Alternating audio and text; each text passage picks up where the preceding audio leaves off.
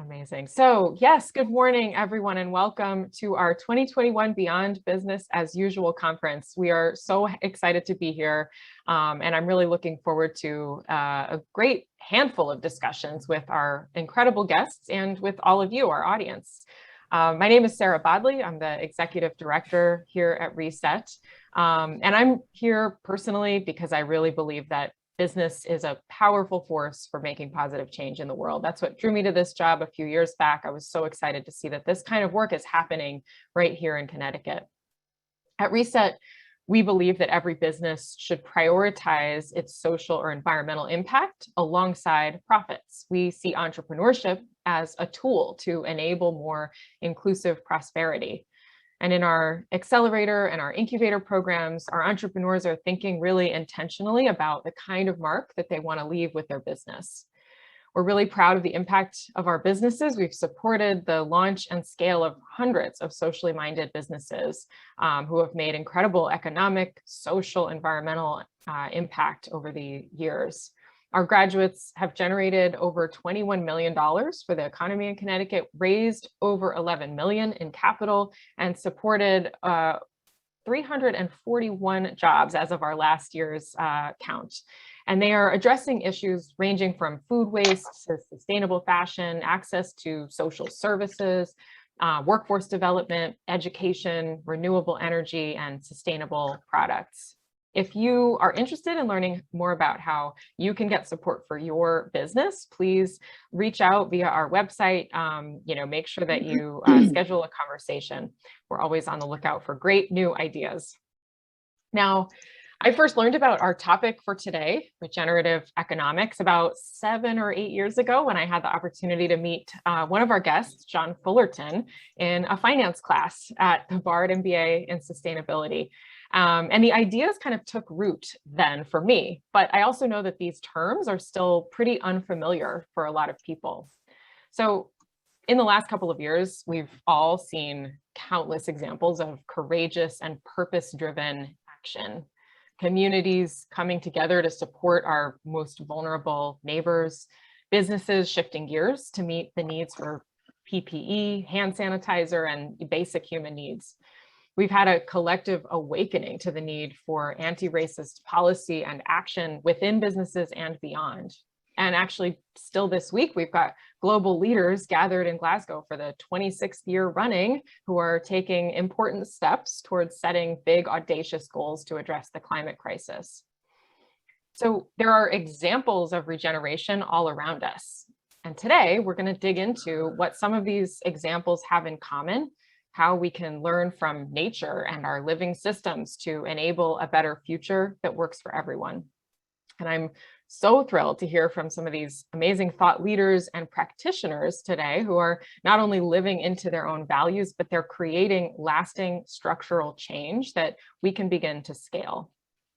Now, today's event is the result of hard work and support from a lot of amazing people. So I want to, first of all, thank the Reset team and the board who helped bring this vision together, in particular, Tara Spain and Jen T. Grace. I'd like to thank our presenting partner, the Connecticut Sustainable Business Council, which is working really hard to help businesses scale climate solutions. We're really honored to work together to amplify this urgent work. And lastly, but certainly not least, I'd like to thank our sponsors, Webster Bank, Capital for Change, Stanley Black & Decker, the Walker Group, Murtha Kalina, Village Capital, and Fathom. Thank you all for your commitment to making positive change in our communities. We really wouldn't be here without you. Now, I'd love to turn it over to Reset's board member, Tara Spain, to say a few words of welcome as well. Tara? Good morning, everyone. I'm Tara Spain, and I'm Vice President and Chief Operating Officer of the Travelers Foundation and Assistant Vice President for Community Relations for Travelers. So now that we got that all out of the way, I'm also a proud board member of Reset. I've been on the board since 2014, and I'm really honored to be part of an organization that is helping to build and shape the local ecosystem for entrepreneurs in and around Hartford. Entrepreneurs, and in particular, social entrepreneurs, are so important to our communities and our economy. They spur innovation, they fuel our economies, and they really do create positive change within our communities. So as Sarah said, we are here today to talk about regenerative economies and what that means in terms of creating inclusive economies and financial systems that heal, regenerate, and create shared value. And I really wish I did have a more eloquent way to describe it. But in all honesty, I'm really here today to listen and learn. It's a pretty new concept for me, so I'm really excited about this conversation. I'm also really thrilled that we're joined by our esteemed speakers and panelists, many of whom I've had the opportunity to work with over the past few years, and I can really tell you that you will not be disappointed. And so really excited to hear from them. Our speakers come from across the country, and they're all changing the game by uniquely addressing economic, social, and environmental justice issues through their work. So just want to say that I hope that you're all prepared to listen, to learn today, to engage, ask questions, and share your ideas so that we can continue to build a more just and equitable economy and quite frankly, society together. Before I turn it over to Sarah, I do want to thank the Reset entire staff and the board for bringing this vision of this conversation to life. And I also want to thank all of you for joining us. And so with that, I'll turn it back over to Sarah. Take it away. Yeah, thank you so much, Tara. As Tara said, we're here this morning to really listen, learn, engage, and share ideas. So I do want to give you a little bit of a sense of what to expect over the next 3 or so hours. So we're going to, actually in a few minutes, we're going to break out into one very quick round of networking because we are here to build community. So we want to make sure that you get a chance to meet a few new people today before you walk away. And then we will kick things off with a fireside chat with John Fullerton. So I'm really excited to dig into the principles of regenerative economics and understand some of what, the thinking that got us here today. After the fireside chat, we will move into a panel discussion featuring 3 incredible practitioners who are doing really interesting things all around the country, mainly addressing access to capital for entrepreneurs. So we have Shelley Omila-Daybell, the founder and CEO of Black Girl Ventures, Allie Burns, the CEO of Village Capital and also advisory board member of Zebras Unite, Jessica Stego, the co-founder of Change Labs, and this will be moderated by Brent Robertson, our very dear Brent Robertson, local here in the Hartford region, who's a partner at Fathom, to moderate that discussion. And then following the panel, we are going to introduce 3 local change makers. So we will have Ginny Ray Clay, the interim executive director of the Cannabis Social Equity Council, Michael Van Leesten of Social Venture Partners, and Stephanie Robles of the Hartford Culinary Collaborative, one of Reset's team members. And these 3 are going to lead us in some roundtable discussions to really bring this topic back to some of the local work that's happening right here in Connecticut. And then we'll close out with a few final reflections and we will send you on your way. So with that, I just want to mention a few quick housekeeping items before we break out into our Zoom room. So first of all, again, I want to encourage you to make really good use of that chat box. I think we're probably all pretty familiar with Zoom formats now. We've all been on plenty of these, but we really want this to be a community dialogue. So feel free to use that chat box liberally. You can also kind of flood that chat with reactions as our guest speakers are coming in. That's sort of taking the place of what we would normally, I'm sure, be hearing lots of applause from the audience. There's also a little reaction button if you're interested in that on the bottom of your screen. You can use that to send, celebratory or clapping or raise your hand if that's in the cards for you. So then lastly, please, a reminder to mute yourselves when you're not speaking. We intentionally use this Zoom meeting format because we want it to feel like a community, but at the same time, we have to respect and be able to hear each other. So just please try to keep yourself muted if you're not speaking. Okay, so with that, we're going to stop the screen share and we are going to go into one very quick round of networking. So you'll have about 5 minutes. You'll be in a breakout room in just a moment with a few other people who are, randomly assigned. So the goal here is just to understand a little bit about who else is in the room. I would encourage you in these 5 or so minutes, just introduce yourself. Tell us, what brought you here. Maybe there's a burning question on your mind that you're looking to have answered today. So feel free to pose that in your breakout room, and then we'll pull you back in about 5 minutes and dig into our first, the fireside chat with John Fullerton. So with that, in just a moment, you should see a little pop-up will appear on your screen inviting you to join a breakout room, and you'll just click that join button. You won't be recorded in there, so have fun, and we will see you in about 5 minutes.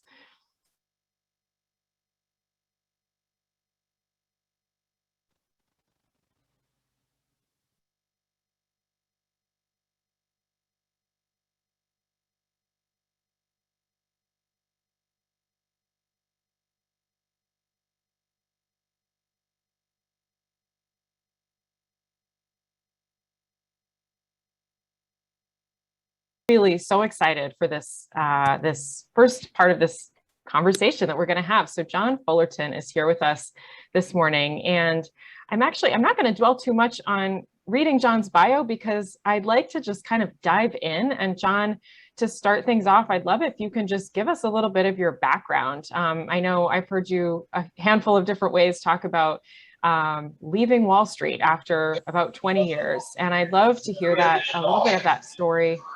Reminder to please mute yourselves. Thank you. Yeah, a little bit of your story. What was on your mind? What changed? And where did that change come from, by way of introduction? Sure. So good to be with everyone here in Connecticut this morning. And Sarah, thanks for this invitation. I've been meaning to bring this work to Connecticut for years. So I'm actually quite excited to try to help land some of this here in the state. So my story in brief is I graduated from college in 1982 and did what seemed like the good thing to do which was to go work at one of the bastions of capitalism. It was a bank then called Morgan Guaranty Trust Company. It had a great reputation for integrity and first-class business. We had an expression, only first-class business, and that in a first-class way. And so I was sort of naively enticed into the global finance world, very much with the idea that finance would determine the future course of finance, and economics would sort of displace politics as the organizing institution of the world. And that came from a course I took in college. And of course, that's turned out to be true, but not in the way that I thought it would. But anyway, I spent 20 years at what we now call JP Morgan. I left in 2001. Soon after the merger with Chase, it became clear that the culture I had worked in and really loved and valued was gone as a result of the merger. And I had been restless already, candidly, for years, and it kind of made it easy to walk away. And I really had no idea what I wanted to do. I just had this instinct that something was wrong with the world of finance and something was wrong with the career trajectory I was on. And I just needed to pause and sort of take a breather. And that summer, just to try to say the short version, I joined some friends sailing across the ocean, got hit by a whale and had to get rescued. So there was sort of this amazing jolt to my consciousness. And then the first day I sort of went back into Manhattan to think about what was next. I had a meeting in Lower Manhattan at 9:30 in the morning in September that happened to be September 11th.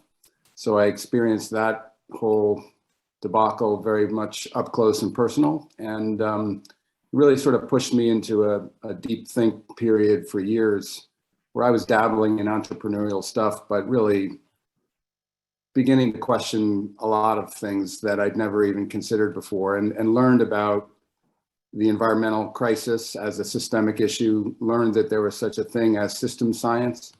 And this was before the inequality issue was front and center in my head. It obviously existed, but it wasn't as clear. So I came into this through, call it an environmental doorway, a ecological crisis doorway, but now I see it all as one crisis. And so anyway, I do two things. I started the Capital Institute in 2010 to wrestle with this question of how to rethink and redesign our economic system and the financial system that that drives it. And secondly, I'm a, what we now call impact investor. And I look for projects as a way to put my thinking into practice, but also to learn from the entrepreneurs and the projects how to generalize this into a framework. So it's a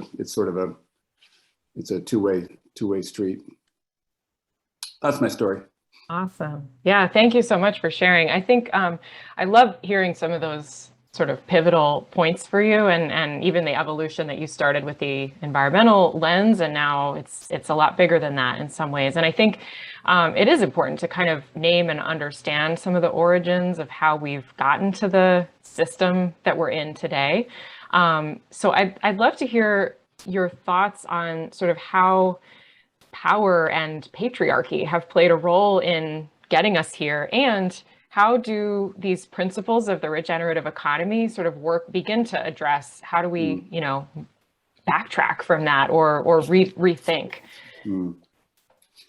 So we're diving into the deep end, huh? We're going right in for it. Time is precious. Yeah. So I mean, it's really,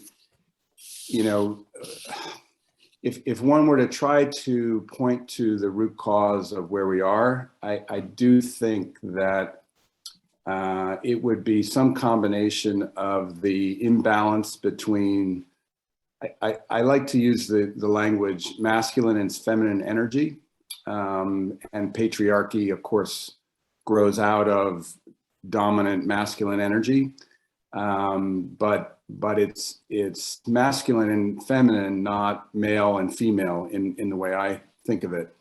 And then the second issue is separation, and somehow we see humanity as separate from nature, separate from the biosphere that in truth, in reality, we're actually a part of, not apart from. So this separation and then the imbalance between masculine and feminine energy feels to me like where we went wrong. And of course, that goes way back, and has created a tremendous amount of trauma. And so we're living out that trauma that we have never really addressed. And so the idea of having principles-based approach, I mean, I just sort of digress on that for a second. The premise of the idea of regenerative economics, at least as I've put it forward, and now the word is becoming used by lots of people, and so different people will have different meanings for it. And I actually think that's a good thing. I don't think that anyone should have the kind of monopoly on what regenerative economy means. But as I developed it, it came very much with the idea that regeneration is the process that describes how living systems work. It's not a word that is just a word like sustainability. It actually has a very concrete source, which is the process that allows us all to be on this conversation this morning, is called regeneration. Our bodies are regenerating literally at a cellular level, as well as at a macro level. So it's fractal, from the cellular all the way up to the whole. And that is the living systems scientist way to describe life. And my simple hypothesis is that human beings are living systems. I don't think that's contentious. Turns out the planet and even the universe is a living system. That is contentious. But James Lovelock proposed that idea back in the 70s. And I think increasingly, depending on how one defines life, the science is accepting that the biosphere is a living system, the planet is a living system, and mind-blowing as it is, the cosmologists that I've learned from, I'm sort of embarrassed to even say that because I'm hanging out with some cosmologists, but if you listen to cosmologists, they describe the universe as a living system, and creativity is the essence of the universe. And it's unfolding and ever expanding and ever complexifying.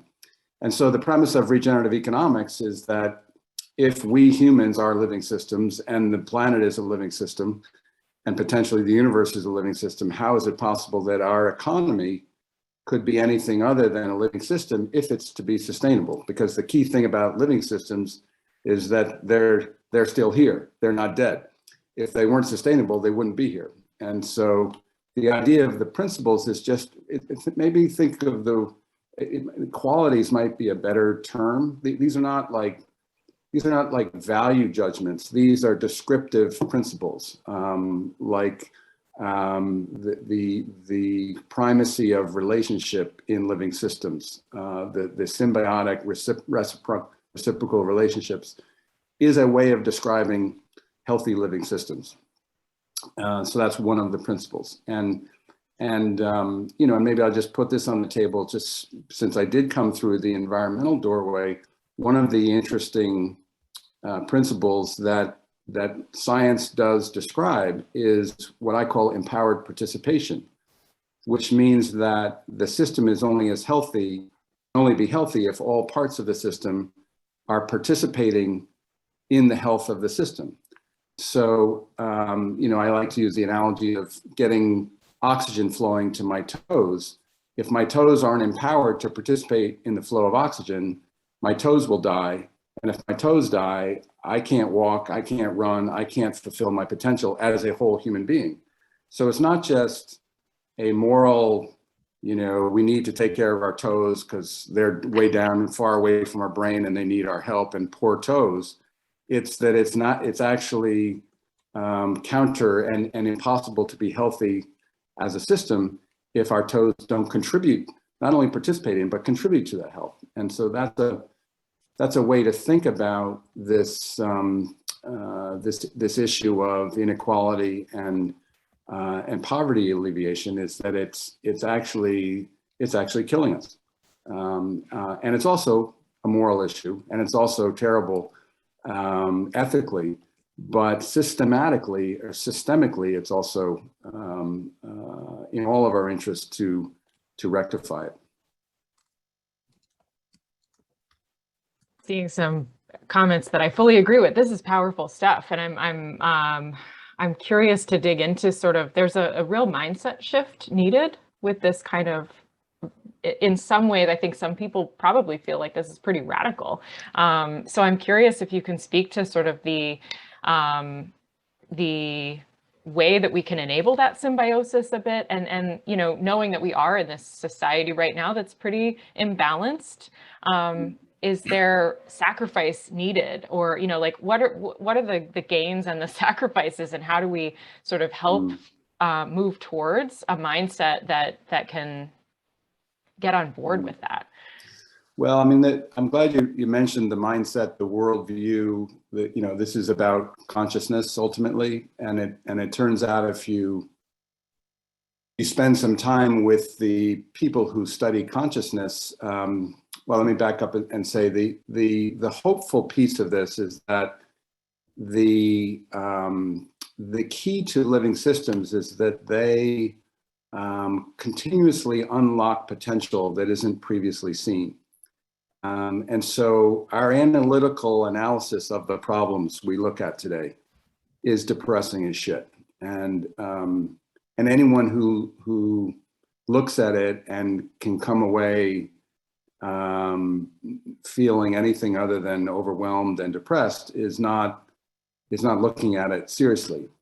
And I have, believe me, I have my doubts about a pathway through this. I do think it's fair to say, and I write about this, and if you just look at what's happening in COP this week, I don't even want to go there, but it's just disheartening and depressing. But the thing to keep in mind is that living systems continuously surprise us, and pressure in living systems causes them to shift into new forms, and new potential arises out of that. And it's as basic as the potential that was created. So going back to right relationship, think about the potential that was created when 2 molecules of oxygen and 1 molecule of hydrogen got together in right relationship. That water creates the potential for all life. And so, that sounds a little bit trite, but I've seen this in my study and in my work and in my investment practice. I've been surprised by potential that emerges that previously wasn't known. And part of that is the result of human innovation, because humans are part of living systems, but part of it is just almost like a magic. I'll give you one quick example of a project I'm involved in. There are scientists that have been studying algae for decades, and it turns out algae is essentially food for soil. And as a backdrop, probably most people are aware how important the healthy soil is to human health, but also to biospheric health, because it's a natural carbon sequestrate. It's how we sequester carbon. The reason soil is black is it's filled with carbon. And yet our industrial ag system has been undoing that symmetry, that beautiful balance of the carbon cycle, where we breathe out CO2, but then the plants, through photosynthesis, bring carbon back into the earth and into the ground, and the carbon in the ground is the source of our health from our food. If you isolate the algae from a particular soil, grow it in a lab, and then put it back out onto that farm, you dramatically accelerate the growth of soil on that farm. And one of the benefits of that is you don't need the chemical inputs. You don't need, literally, you don't need any chemical inputs after a year or so. And this has been proven on, 1,000-acre farms. But from a carbon cycle point of view, you're building soil which is sequestering carbon. And it's not even a technology, it's just life that exists in the soil, turbocharged by our ability to grow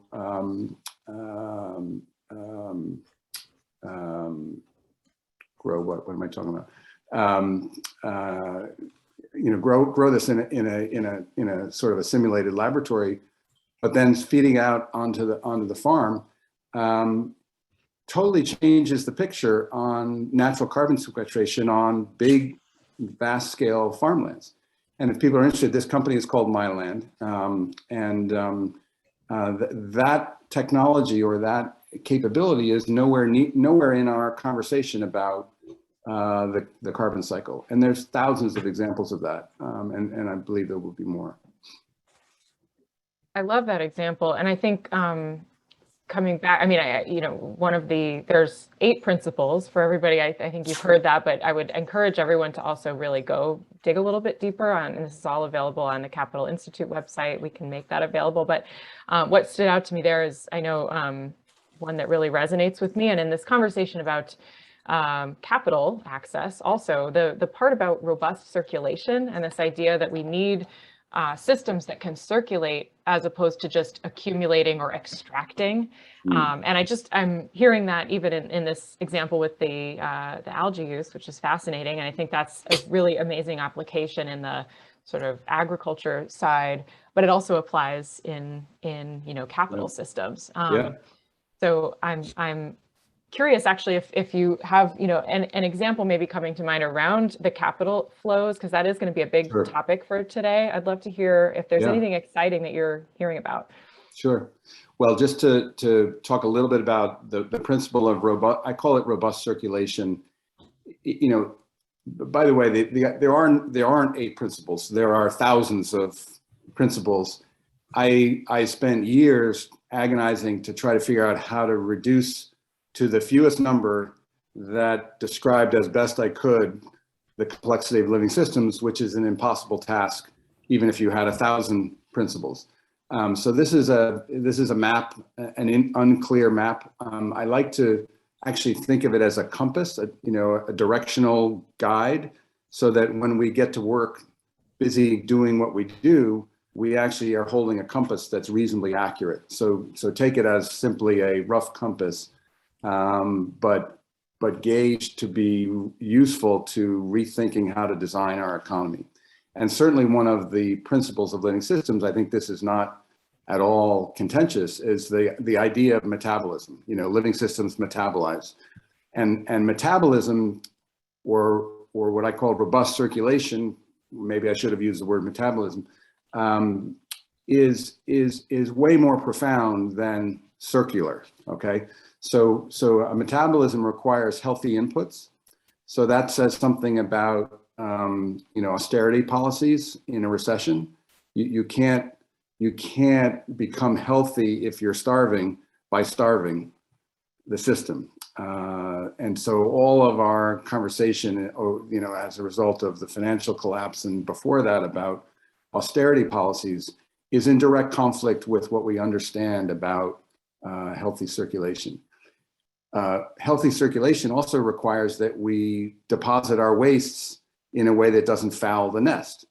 So the whole conversation about CO2 emissions, that are building up in the atmosphere is in direct contradiction to what a healthy metabolism means. But then the other part of it is the circulatory part, the cycling. And here it means for sure the healthy cycling of matter energy. So there's where the circular economy comes in. And it's actually completely aligned with our extractive, destructive, unequal capitalist system to impose circular economy because it makes more money. So we're not really changing anything when we simply say, well, we need to turn our waste into our food, which we do need to do, but it's completely insufficient on its own. And the circulation also applies to not just matter and energy, but as you to your question, the circulation of money, which some people describe as sort of the blood, the circulatory system the financial economy being the circulatory system of the real economy. I'm not sure I fully buy that, but for sure we've got and by the way, circulation also applies to information and to empathy. And so think about what the search function has done. Perhaps one of the most innovative technologies in the regenerative economy is search, because search empowered millions, billions of people to participate in the accelerating knowledge we have that is so central to what a human economy is about. But Google then went and slapped an extractive, degenerative business model on the tool of search, which makes, which sort of turns it into a degenerative business because it's promoting very efficiently advertising, which is, obviously if we overconsume, which we do. By the way, I just learned recently the word consume means to destroy. So we need to learn how to stop consuming and become responsible customers, which doesn't mean destroy. But circulation, metabolism is about information and even empathy. I mean, the moving pictures and emojis around is more empathic than it is information. And yet that too has been, we've slapped an extractive business model on that and in a sense destroyed it as a regenerative technology.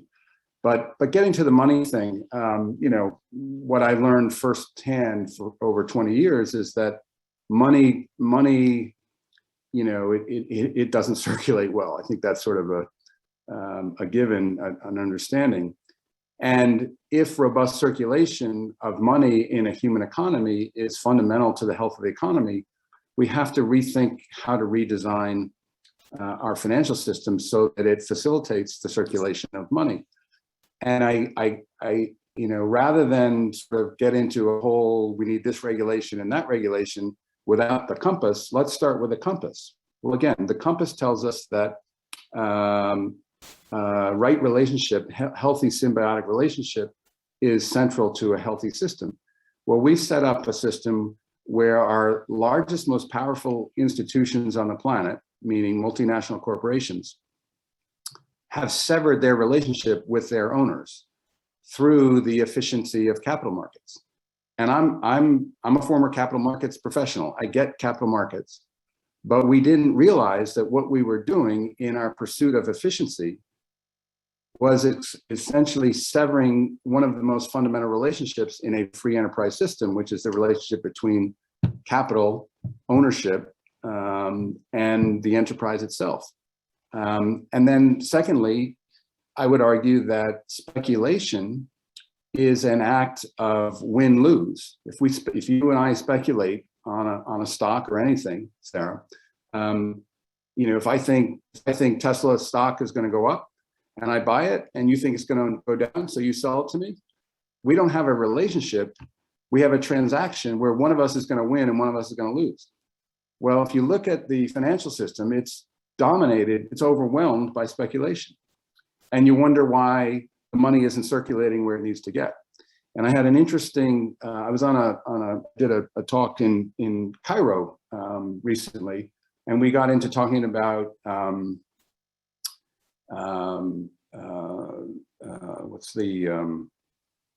having a mental freeze on the cultural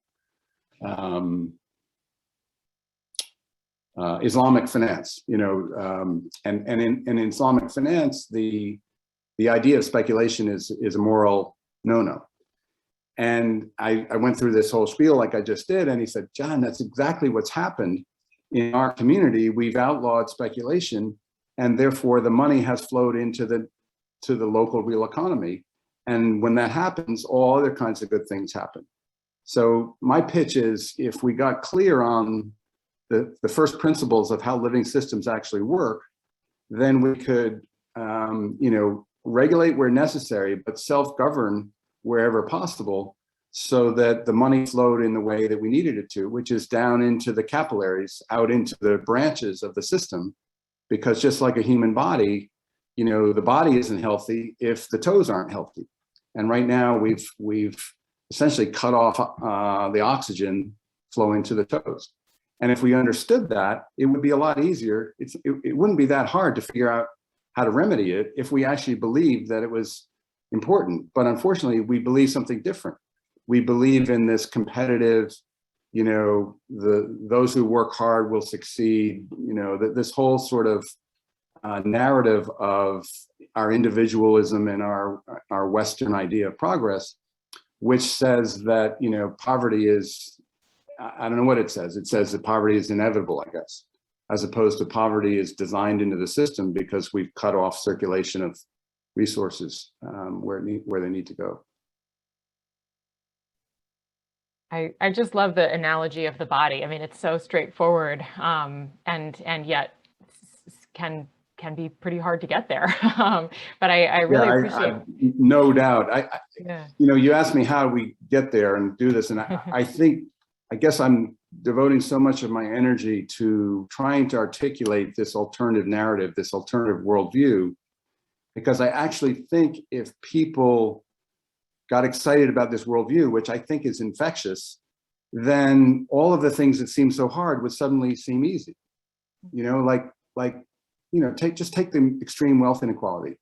Why is it so hard to free up, if someone has $1 billion, why is it so hard to free up $900 million?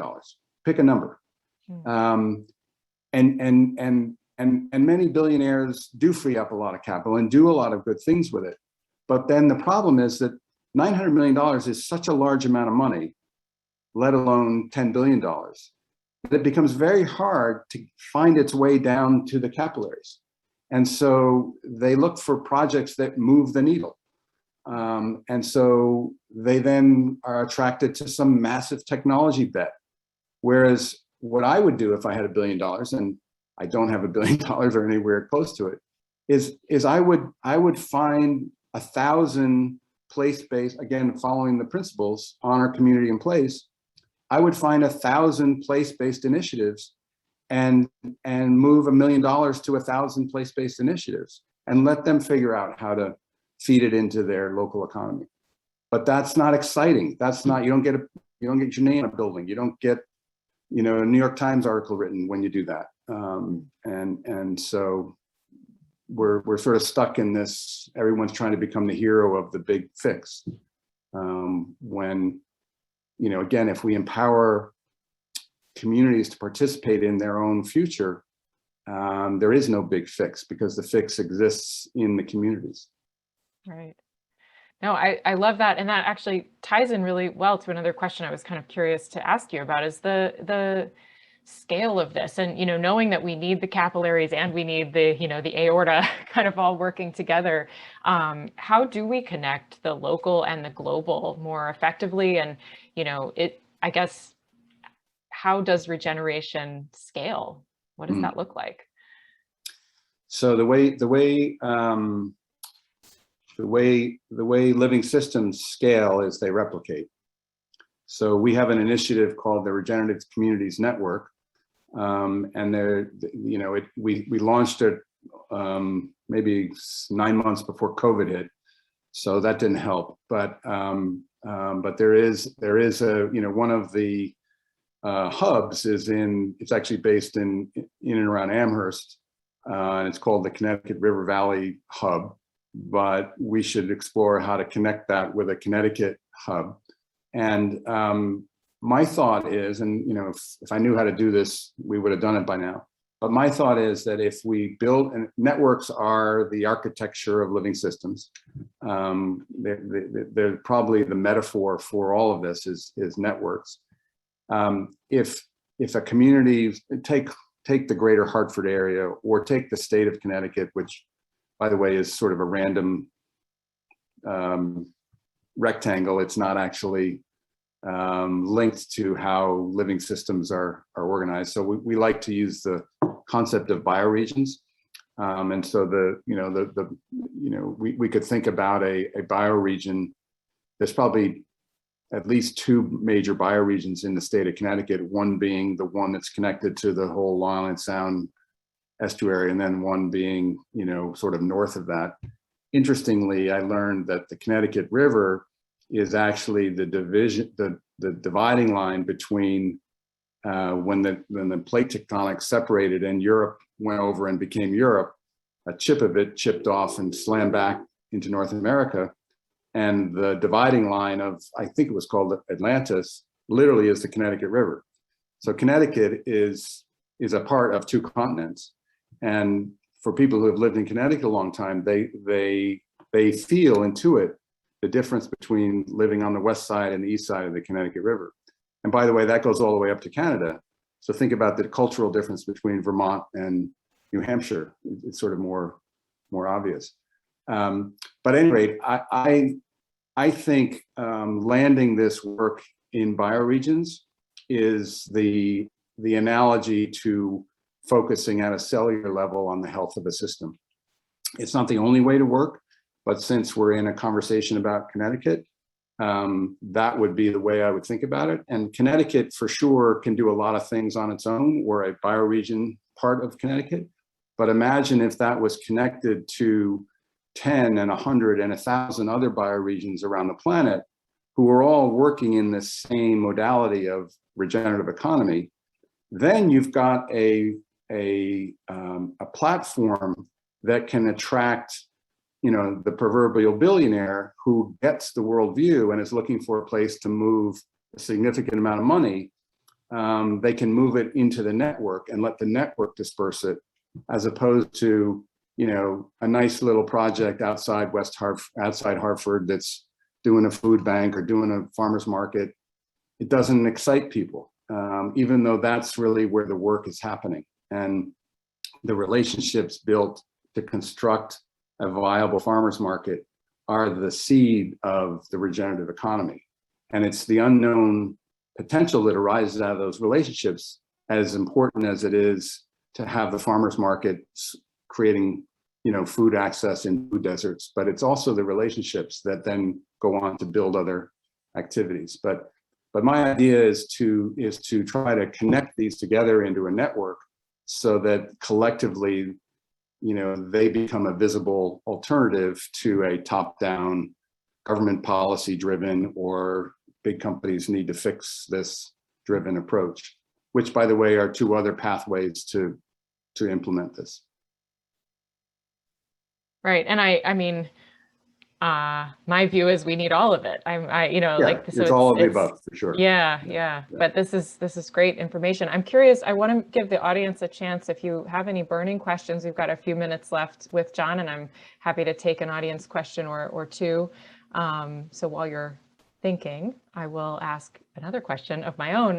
John, I'm curious because a lot of folks, I think we're here today just beginning this conversation, and there's different levels of familiarity. So for folks that are just beginning on this pathway, as individuals, as business owners, as corporate employees or leaders, what are some recommended starting points or steps that folks can take?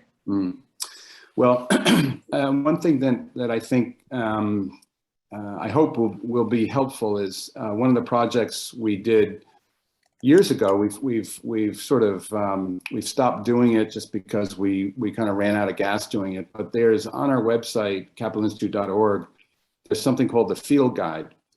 And the Field Guide is a series of stories, I think there's 50 of them, that document regenerative initiatives that are almost entirely kind of very bottoms up, grassroots, locally generated stories. And some of them are, farmers market type things. Some of them are financial institutions that are trying to move capital into inner cities. But what was fascinating about the project is that we would find these through sort of just a synchronistic, it wasn't some massive research project and we picked the best 50. It was more of a just go with the flow. But what was interesting is that the entrepreneurs, mostly social entrepreneurs, but some of them business entrepreneurs leading these, intuited this idea. They didn't have a word for it. They didn't call it, yeah, I'm working on a regenerative economy thing and let me show you how this fits my principles. But they intuited it to the point where they would literally say things like, that's exactly what I'm doing. I just didn't know how to describe it. And so what that tells me is that this regenerative economy is an emergent property in using system speak. And in many ways, it's already happening, but we just don't see it as that. And so the Field Guide is a way to look at relatively small scale projects that are driven by local small entrepreneurs, but see it through a regenerative lens, because we try to show in the storytelling how this maps to the principles. So that would be one place to start. The other thing I always like to say is that we have this confused idea of what's important, because the way our economics is presented to us is by industry sector. And industry sector, we imagine a pie, and tech is now going to be a big slice of the pie, and it used to be a small slice of the pie, and energy used to be a massive slice of the pie, and now it's a smaller slice of the pie. But that's valuing them based on revenues, or in some cases market cap of companies. But and I haven't figured out a way to put this into a picture. If anyone has a creative talent and wants to put it to work, I would welcome help on this. But we need to rethink industries based on how profound or fundamental they are to the health of the whole. And if you look at industries that way, there's nothing more important than agriculture. And I'll use a broad definition. Of course, growing cropland for sure counts as agriculture, but I'm also including forestry, managing the oceans, managing grasslands, super important. That's something I spent a lot of time in. Essentially, the management of the terrestrial planet, believe it or not, most of that is managed by humans now. I was in a truck once driving across Montana, and I'm involved in work on the grasslands using holistic management, which is really where I learned of this idea first, was with Alan Savory and the idea of holistically planned grazing, which, by the way, tells you that the symbiotic relationship between large herbivores and the grasslands is essential to the health of the grasslands, which is the second largest carbon sink after the oceans. So all of this talk that cows are the problem, is actually quite misleading and dangerous. So we don't have a compass. So we find a problem, which is cows and their belching. But it turns out that if we don't have some kind of large herbivores working in symbiotic relationship on the world's grasslands, which is some massive percentage of planet, of the land-based planet, those grasslands turn into carbon sources rather than carbon sinks. So the industrial meat system is a disaster, but cows are not a disaster, or buffalo, or any other large herbivore that serves this purpose of restoring the balance, the symbiotic relationship between herbivores that can eat grass. You and I can't eat grass, but cows can, and they therefore process their way to capture the energy of photosynthesis in a way that actually is healthy to the health of the whole. So the point I was making, though, is that the most fundamental piece of a human economy is the piece where we interact with the planet, and that's agriculture broadly defined. And so what I always like to tell people, if you want to get started in this whole regenerative economy, there's no better place to start than our food system. And I know a bunch of people very interested to work on the food system in Connecticut. And my only plea is not to confuse regenerative agriculture, which is vital and essential, as if that's the whole idea of regeneration. We need regenerative factories. We need regenerative technology companies, as well as regenerative agriculture. But boy, if there's a place to start, that should be the first thing we must do right is the way we interact with the planet. And dealing with food systems in the state of Connecticut would be where I would want to focus, because there's a lifetime of work to do there.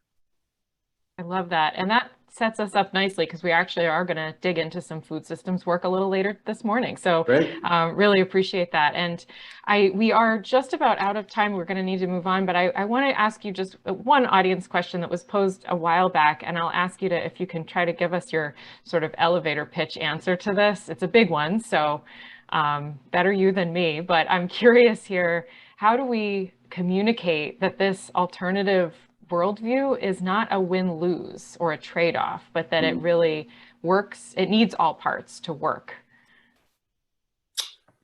Well, communications is, I've learned that's the holy grail.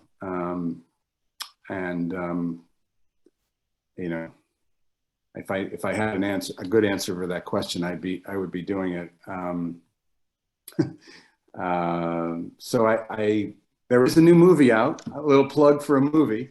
I agreed to be in a movie called Going Circular, even though I don't believe in the circular economy, but I do think the arts and film, this is a documentary that features James Lovelock, actually, and it's on Curiosity Stream. It's literally just launched at COP. So I'll give a absurd promotional plug on a film. So I think there's work for filmmakers, storytellers to do like crazy. I think the marketing departments of companies need to embrace this like crazy, because they have the biggest storytelling budgets around. Interestingly, companies like Walmart, Danone, Nestle are on this. They've made declarations that they intend to be regenerative companies in various different ways.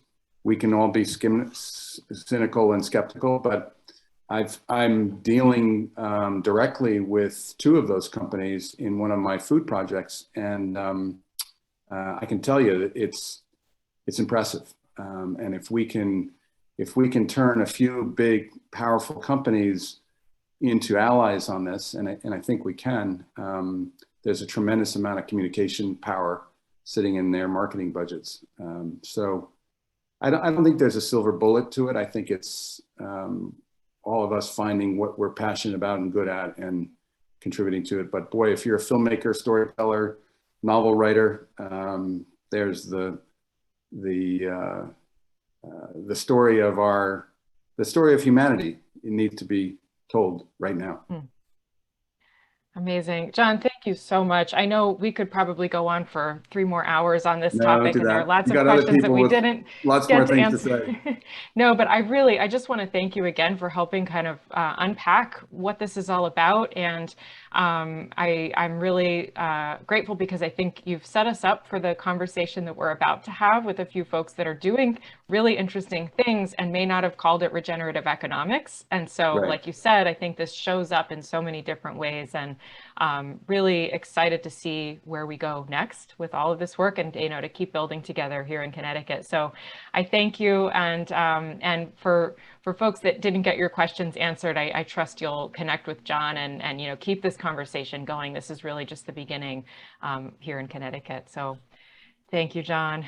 Thank you, Sarah. And one last advertisement. We actually are launching a course, the first ever course on regenerative economics, probably in March. It'll be next year, probably March of next year.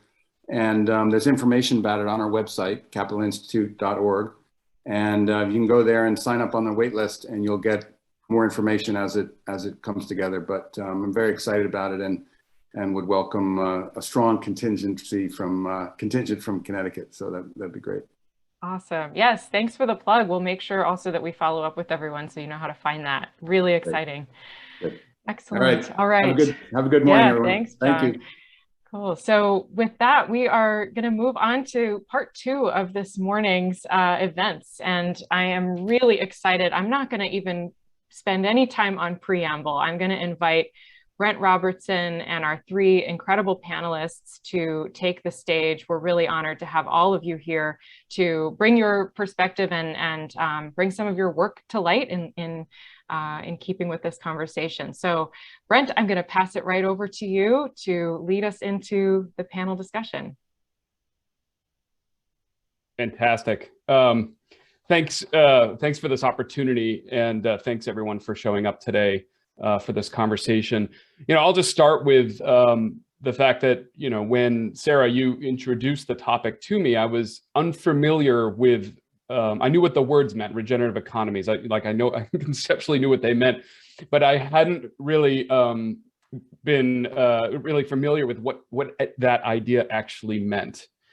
And what has been amazing is, as I really dove into John's work, that this idea of regenerative economies, I know for me, connected the dots to a great many things that both were, perspectives that I saw about the world, both things that I saw that existed that aren't working so well for us, and some beliefs that really inform the work that we do. And I'm imagining, for our panelists today, that same thing is true, that like this idea of regenerative economies, the 8 principles that are part of it, maybe connected the dots. And I'm hoping for everyone that's on this call today, they find the same thing, that maybe what it does is it helps us see that there's actually a broader framework for some things that we've all been up to, and to give us some context around the meaningfulness of the work and the fact that we're not alone in this. There are some absurdities about the world that I think a lot of us share, and it's really important that we learn about each other and find each other in this. And I think what we have here is an incredible panel to talk about that.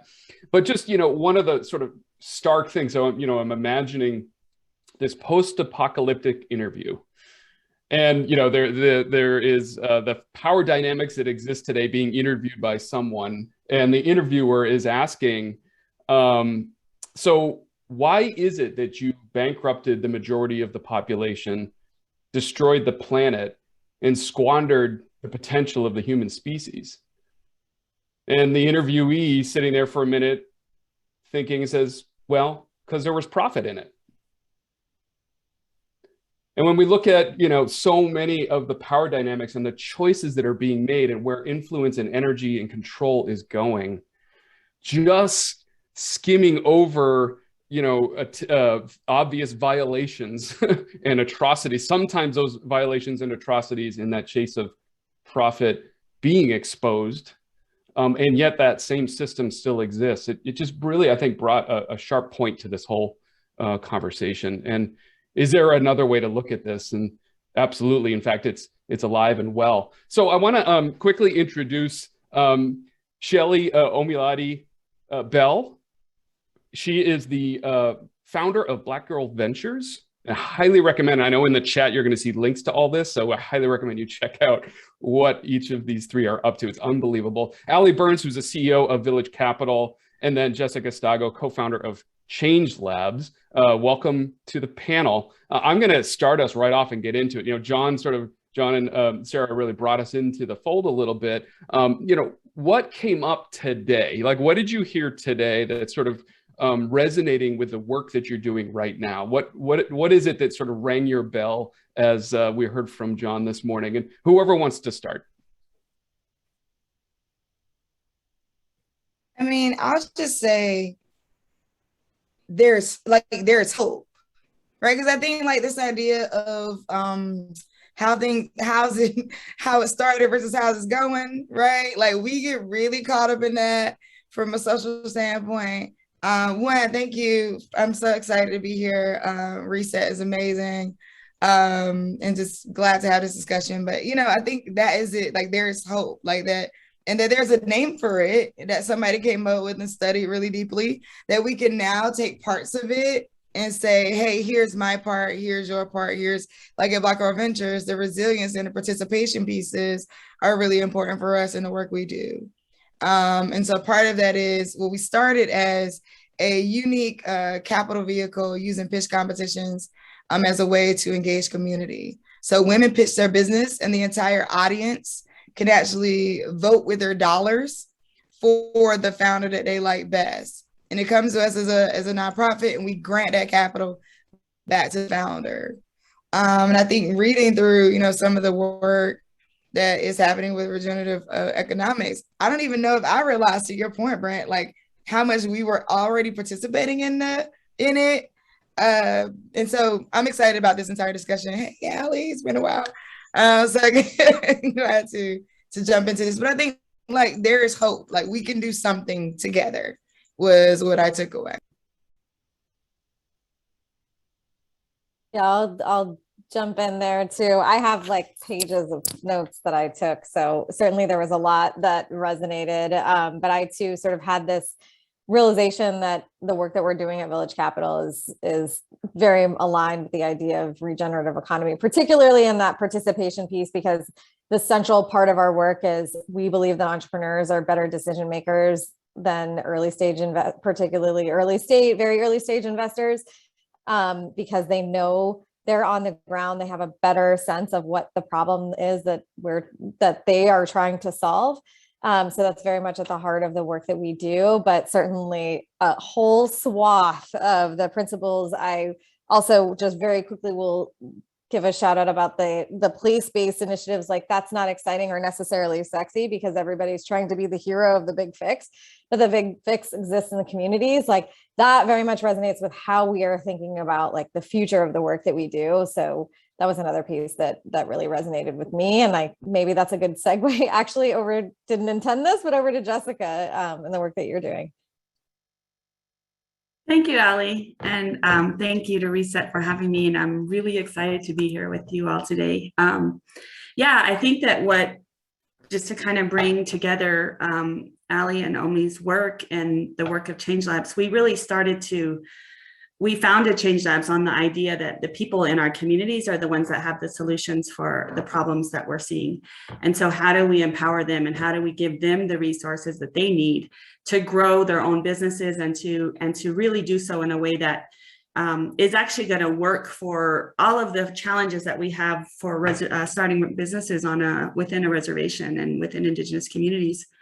And I think that describing, people voting with their money for which founder they want to succeed is really about empowering those values that the community has and being able to put that into place and put that into the system and say, this is within the values. This is what I think is important. This is where I want things to go. And so I think that's what that's about. And I'm really happy that, yes, we have the terminology now, but I also appreciated from John's perspective about circular economies.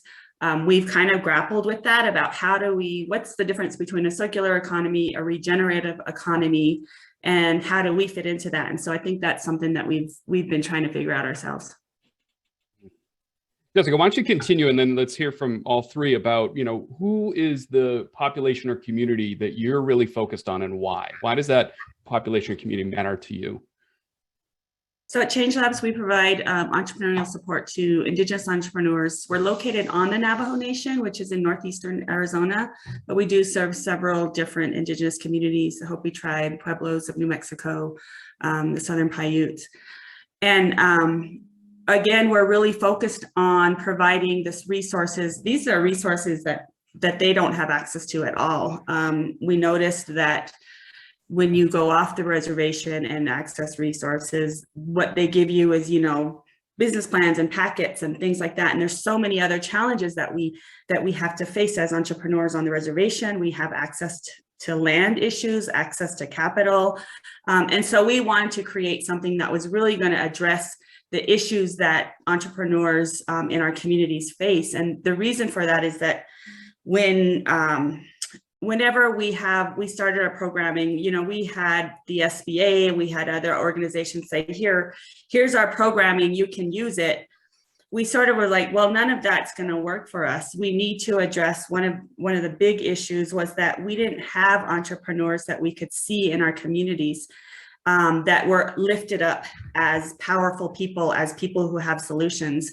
But you could go in our community to see entrepreneurs everywhere. You saw people selling burritos. We have huge flea markets that of vendors and artists and people who are, tinting windows on the side of the road and skills that they're providing, but they don't have a place to do business. And so we needed to really focus on how do we bring those resources in our communities and tackle these big issues. Access to capital is a huge issue for us. But also land within our reservation, we can't own land because it's federal land. And so it's a huge piece of capital, a huge asset base that we don't have access to. So we're looking at how to solve these big generational issues. And I think that in terms of being regenerative, one of the, I guess really quickly, another issue that or another point that John made was about how the economy is a living system.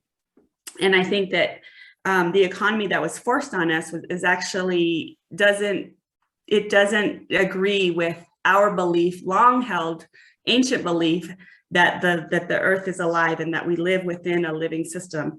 And so I think that's one a major clash that we haven't been able to bring together. And so you see why, our poverty levels are so high and unemployment levels are 50% and above within our communities. But those are the solutions that we're looking at. How about you? Either way, you want to go? Go ahead. Okay. So at Black Girl Ventures, we work to create access to capital for Black and Brown women founders. So I started Black Girl Ventures because the news came out that, Black and Brown women were starting businesses at 6 times the national average, yet receiving less than 1% of venture capital. Women receiving less than 2%. I think maybe we got up to 2.3 at some point. I think we even got to 2.8% as women, and it went back down to 2.3. So I think that the fluctuation of that is really ridiculous. And so we focused on a community that not only needed the most help in this sense, but also is coming up with ideas constantly. So in 2020, out of 100,000 Black adults, 380 of them started new ventures. And so starting ventures at that rate, but not being funded at a high rate is a challenge, right? And they're starting these businesses out of necessity. And so we're focused on how do we move them from necessity to opportunity, right? Which I think, similar to what Jessica was saying about living, like our economy is living, it's a living, breathing thing. But if we were to look at it from a power grid standpoint, there's an entire blackout happening among multiple marginalized groups. And so, I think we're trying to just be additive. So with the work that we do with the pitch competition, we saw it as like funding at a rate. So if we could just, considering that the economy is alive, if we could be a part of the rate of funding, right? So far, I launched this in 2016. We have now funded over 270 women founders and their companies. We are the largest entrepreneur support org for Black and Brown women on the East Coast. We're also stretching out to Midwest and the West Coast. And my thought was, can I systematize the funding and the leadership program? And so one, if you don't know what you don't know, how do you find out? People. So through our fellows program, we help people map their local ecosystem. engage in and activate their local ecosystem to figure out like, well, what is there? Like what resources are available, that awareness. Then we have, and that comes with a stipend, but then we have the pitch competition. We're also now about to start working with HBCUs because early access to entrepreneurship and entrepreneurship being an available avenue for Black American communities, we also view as very important. So I think, you know, but if we could just pour in, it's almost like trying to unclog a drain. Like we're just pouring in, infusing as much capital at different levels as we can, right, to try to push this back to power, and you know, in that power grid sense. Yeah, thank you, Omi. You know, something you and I spoke about was the awareness that, you know, if entrepreneurialism, you know, wasn't exactly a choice, it was a necessity, then that points to the idea that, you know, a at-risk population that you wouldn't think is an at-risk population are entrepreneurs who are starting businesses because they have to. Talk a little bit about that. Well, what I think, okay, so when I started before I started Black Ventures, I had another company. So I'd always been entrepreneurial. I always had like side hustles, but I gotten laid off twice, right? Once because a boss didn't like a move that I made that was in representation of the company, that I didn't agree with the company and the way it treated workforce development, people in the workforce development realm. And so his power is, yeah, hey, well, you don't like how we're treating people in the workforce development realm, then you're out. Okay, cool. Went back to doing some patent search work, which didn't feel aligned with my spirit, but you know, I'd done it before and I know how to do it. And my boss was like, you're amazing. You shouldn't be doing this. And I'm like, but wait, I need to get paid. So like, you know, then he laid me out. I mean, great, you know, okay, cool. But I'm devastated at that point, right? Like, what am I going to do? I'm not going to go back and work for both at this point. We're white men who can just tell me, hey, you know, I think this is it today. We like you, you good, but like not here, right? Like, I didn't want that. So I'm like, well, I'm going to build my own thing and I'm going to be the employer that I always wanted to be. And that's where that came from. And we know that underrepresented groups are the largest employers of other underrepresented groups, you know, other marginalized people. And so the employment side of this is super like necessary. The legacy building side of it, where, you know, nobody's going to give you the money clearly. That's what they're communicating, right? Like what's being communicated is nobody's going to give you the money. Nobody's coming to save you, right? You are going to have to figure this out. Even if it's a side hustle, it's still necessary because as a single parent in the US is built on having two parents or a full, you know, two parents and a grandparent. If you don't have that, you almost don't feel welcome here. Like, you know, if you're not married and you have children, you almost don't feel welcomed here based off of the economy not welcoming you. And then based off the narratives around like, well, you know, if you need help, something's wrong. Like if you need government assistance, your government doesn't think you're good enough. Like what? Like it's government assistance. Are you assisting me or not? Like, I mean, so there's like these narratives that play into your psyche constantly, right? That even make you feel like maybe you're in more of a need mode than you actually are. And so like these efforts, like what we're working on, like what Change Labs and Village Capital and Black Girl Ventures is working on, we're not only just like doing the capital infusions, we're shifting narratives. We're saying, hey, something else can happen. Something different can happen. Let us show you what we have that can help do that. So, I mean, in that like necessity mindset, that's not solely the fault of the marginalized communities, right? Like it is real that there's a need. And I think we gotta, you know, stop saying like, oh, you're not hurting that bad. You're hurt, but you ain't that. Like that narrative affects the way we can move an economy. Also, interestingly enough, affects the climate. So, which I also love that part of the conversation. So, you know, it affects the climate, the fact that like, it ain't that bad. It's hot, but it ain't that hot. You know, like it is, we have to just move into a different reality. So, yeah, that's a great point, Omi, that, you know, this idea of the narrative that if you need help, there's something wrong with you. And I think, Allie, I want to point it over to you about, the community you serve, because it directly affecting, how capital flows. Talk a little bit about Village Capital and what you're doing there. Sure. Yeah. Our focus is a bit broader. We say our stated mission is to reinvent the system to back the entrepreneurs of the future. And we believe really strongly that the entrepreneurs of the future are not sitting in the spaces where most early stage capital is flowing. If you look at the National Venture Capital Association data, the majority of capital is going to 3 cities or 3 geographies in the US, the Bay Area, the Boston area. We love all these areas, the New York City area. But we know that those geographies do not have the market cornered on innovation. When we look at who capital is going to, Omi shared some of the data around where capital is going to women, to Black, Latinx, and Indigenous founders. The percentages are just abysmal.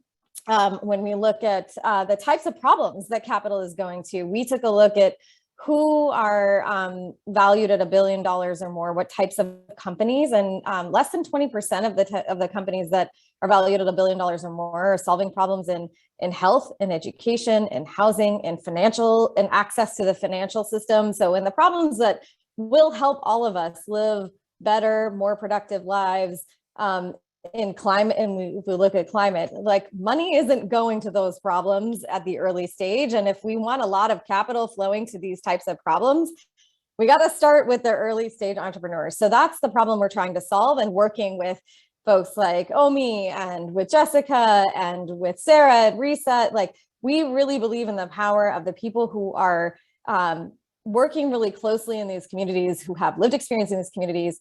And so Village Capital is really focused on how do we support entrepreneurs in these blind spots that early stage investors have. Like, it's just very clear when we just look at the raw data that these blind spots exist. And the way that one of the ways that we're trying to solve the problem, and the reason we are called Village Capital, is our name is a play on the village banking model in microfinance, which essentially asks the village to make decisions on who would receive a loan based on who has the most credibility. These are usually, the village banking model is usually groups of women who know each other, who have a sense of who is most likely to be successful in their business, who is most likely to pay back a loan. And using venture capital, and I think we talked, Brett, about like the challenges of trying to reinvent a system while working within an existing system, but using venture capital as a path to help these companies with growth. And we provide an environment in which the entrepreneurs essentially emulate the village and make decisions on who should receive capital in a cohort-based model. And so we have an affiliated fund, and all of our investment decisions are made by the village, so to speak, to decide who receives investment from our investment fund. Allie, I'm curious, what kind of criteria tends to be used when it comes to the village evaluating where the money goes?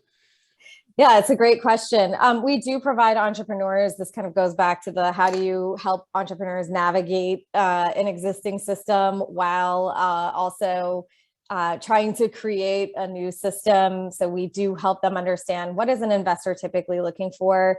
We give them a milestone-based framework that helps them evaluate not only their own businesses, but the businesses in the cohort that they are participating. It's called Venture Investment Readiness and Awareness Levels. It is like 9x8 matrix. It is a very systematic model that says, this is what an investor typically looks at. So you're the steward of our money. If you're the steward of our money, how would you make the same decisions using this matrix? That is the system in which we are operating. I also meant to mention that what we have seen in terms of outcomes is very different. When you look at a very typical early stage investment fund, most of the capital, again, is going to largely white men, largely on the coast, and 80% of our investments are not in those 3 geographies I mentioned, and 30% of our US portfolio are in entrepreneurs of color. 50% of our portfolio is in women-led companies. So we're seeing very different outcomes. We'd love to see even more diversity, but we're seeing very different outcomes in the average early stage investment portfolio. So we're excited about the potential that peer selection as a as one path to thinking differently about how capital is allocated is presenting. Thank you, Allie. I'm gonna pull us back a little bit, and Jessica, I'm gonna ask you to sort of respond to this first. But one of the things that the whole idea of regenerative economies elucidated was the fact that the vast majority of the population, we have this vast resource of wisdom and human potential that's being squandered in sort of the opportunity deserts that the current system has really nurtured. And so, when it comes to regenerative economies, there's this notion of empowered participation, about, how is it that we get access to this latent potential, in particular when it comes to indigenous populations, where, when we think about regenerative economies, when we think about living with and in concert with the environment, and those around us, where, we could easily squander that wisdom and knowledge that we need so desperately now. So I'm curious about your take on that, and how does that play out in your organization? Thank you, Brent. So yeah, I think one of the one of the first line or something that John said that kind of struck me, that I'll push back on a little bit, is the idea that the planet is a living system, and that some guy came up with the idea in the 1970s. When honestly, the idea that the planet is a living system has been known by Indigenous people since time immemorial. And so I wanted to just mention that because you see it in our language. Our language is ancient. And in our language, to'e, which means water is life. And you've seen that with Dakota Access Pipeline, people saying that term, water is life, is within this ancient language that we have. We don't even have in our language the term for a business or for entrepreneurship or any of these capitalistic processes. And so we struggle with that a little bit, but we're figuring that part out because we know how to evolve. And so I think that another point that I really appreciated from John was about the food system. And with Change Labs, we have always supported local farmers, and we're looking to reinvent our food systems in our region, because with the pandemic, we saw that people who couldn't get off the reservation were in dire need of food. And a lot of our relief efforts were surrounded around getting food out into the communities. And it's very rural community. It's 27,000 square miles is the land base for the Navajo Nation. And there's only 13 grocery stores across the 27,000 square miles. And so you can see that with the supply chain issues, people weren't able to get food. And so we really, that fact really brought out the idea that we don't have food security. We are dependent on outside communities to provide food. And one of the outside communities actually literally cut our communities off from coming into their town. And so that was during the height of the pandemic. And so we saw that food security, if we don't focus on that, that's going to be, there's no reason to focus on anything else. And so, and we've always been, activists in terms of climate change and protecting water resources and protecting land. And so with Change Labs, we support the local farmers in terms of looking at how can we build a collective of all of the farmers that can come together and create things like a co-op, so that we can figure out one of the first values that farmers have is that we want to provide food for our communities. That's our priority. So, at first we were like, well, how can we provide produce to the local restaurants, or to schools, and so the farmer said, we don't want that. We want to make sure that our people have food to eat. And the right food. So that's again, this regenerative economy has to be built there. And a lot of people, when they hear me talk about economic development and then I talk about farmers, they kind of think, well, farmers they don't really, they don't sell their produce. There's no money circulating in that. But the idea that we can support the farmers so that they can produce enough food that's going to feed the community, and we never have to rely on food coming from outside of our communities. livestock, the producers who produce beef and mutton and sheep and things like that. So how do we bring resources into them so that they can act as collectively as a co-op to not only create a local market for local people to access the food, but also to protect the land that we have from the threat of mining and pipelines, and then also to protect our water sources, the Colorado River, the Little Colorado River in our region. Because those are what we know gives us life. And so if we can support these entrepreneurs and farming and livestock producers that can really be those change makers in creating a food system that provides for the local community, and then also protects these resources, then that's how we generate an economy that's going to build, that's going to last for generations. Because what we've seen in our region is that we were dependent on extractive economy. We were dependent on coal mining and on energy power generation through burning coal. So those coal mines and their power plants are closing right now. And so now we see those jobs leaving. We see that revenue that was in our communities leaving. So, you know, this industry was sold to us as something that we absolutely needed, but it only lasted about 30 years. And we're right back where we were 40 years ago. And so how do we build that economy that's going to be sustainable for generations, and that's, you know, built on our values, built on our ability to care for ourselves and care for our own communities and care for our families, and to also care for all living systems, which is the plants, the animals, the rivers that we know. So that's what we're trying to do with Change Labs, and also with our partners that are on the ground. Yeah, I just have to say, I'm like, it's just overwhelming what the three of you are talking about, like what you're up to. It's such a hopeful conversation to know that, and I wonder how, you know, how many more are out there trying to take responsibility for this. I'm going to come at it another way, and again, I invite any of you to jump in on this one. But you know, one of the underlying assumptions, particularly as it relates to the North American economic model, is that, you know, the ultimate goal for any human being is to accumulate material wealth. Like that is the ultimate prize at the end of it. And I believe that, you know, that's kind of like I've got to take as much as I can out of the system. I think that idea also leads to this notion of scarcity, where if it's all about material wealth and only the handful have most of it, then the rest of us don't have anything to contribute that's of value, or we aren't of value because we don't have a large accumulation of material wealth, which is the vast majority of the population. And so I'm curious, you know, from each of your perspectives, when you think about that, right?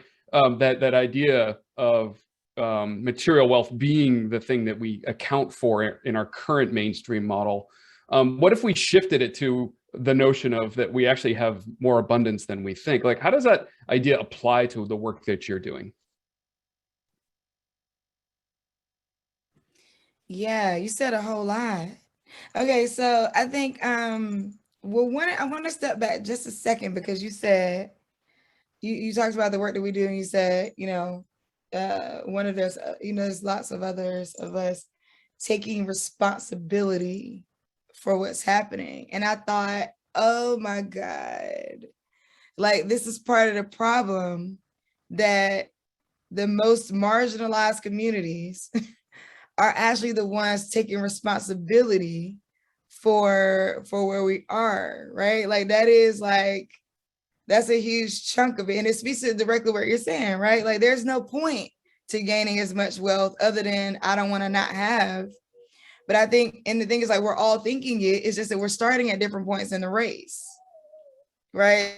So, you know, if your I don't want to not have is down there, my I don't want to not have is down, is, you know, up here, then like ultimately, what are we going to do? And I think this is where, so, you know, where I also maybe don't agree with so much of the, like one of the principles is like the seeking balance.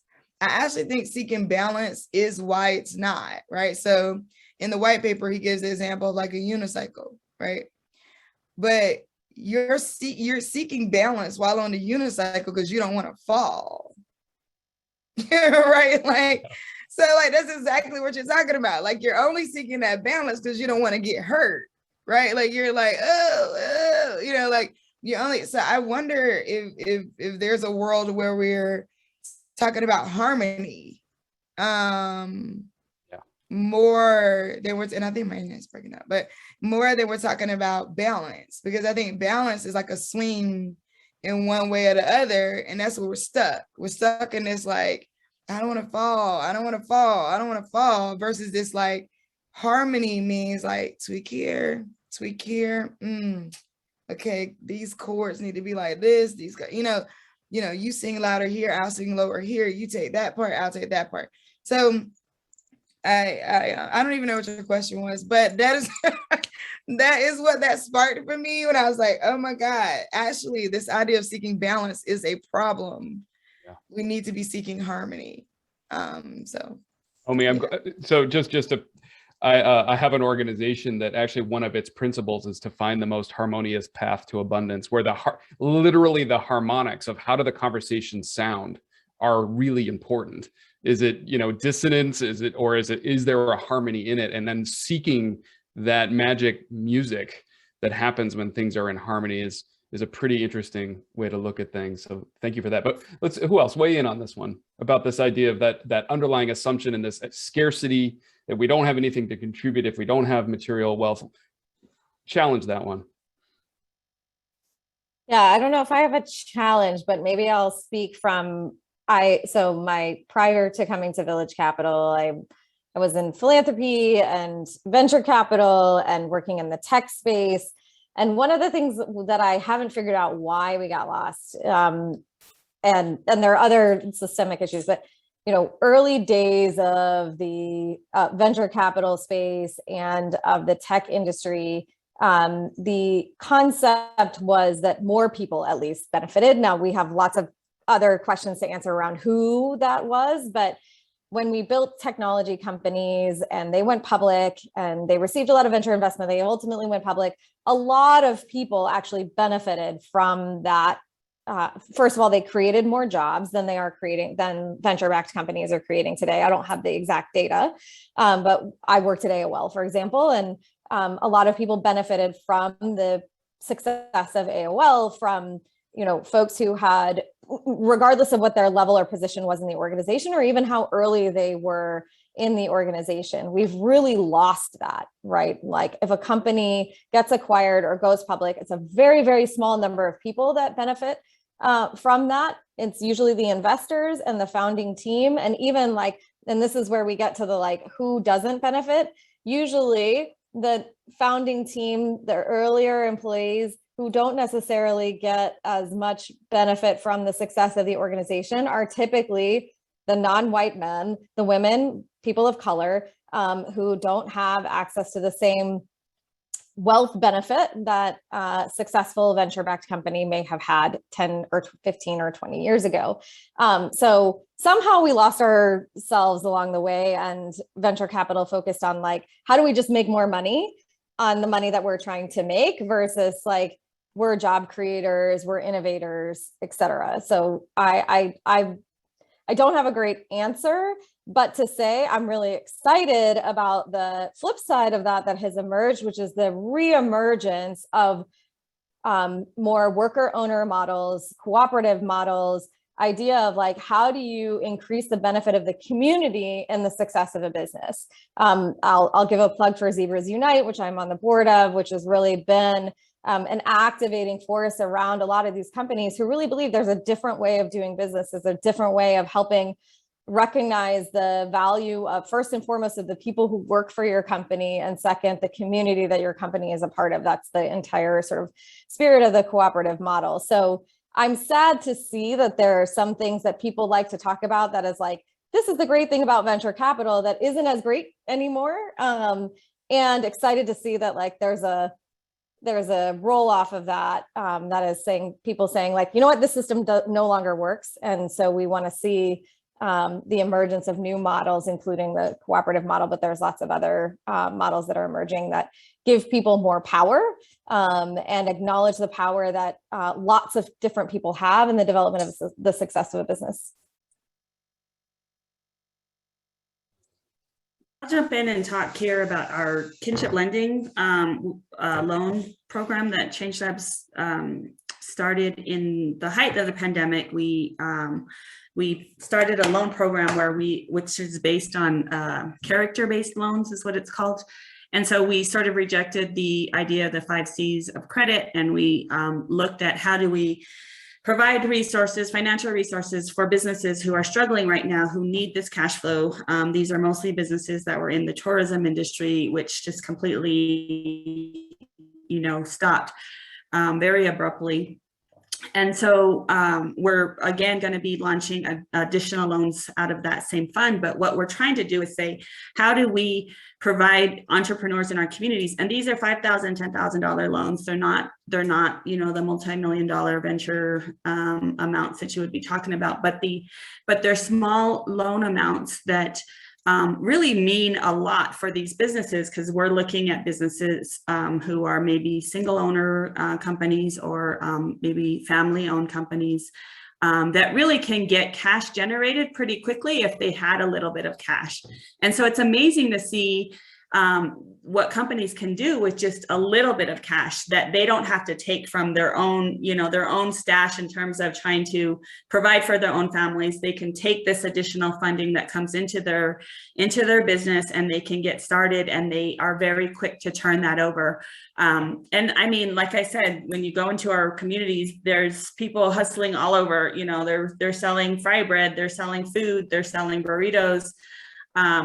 And so when you think about that value that's in our communities, that's just there, and it just sits there until there's some kind of mechanism that can engage it in what we would call an economy. And so that's really the heart of what Change Labs is trying to do, is bring the resources that are needed that can unlock those skills and that innovation, that creativity that we know is there.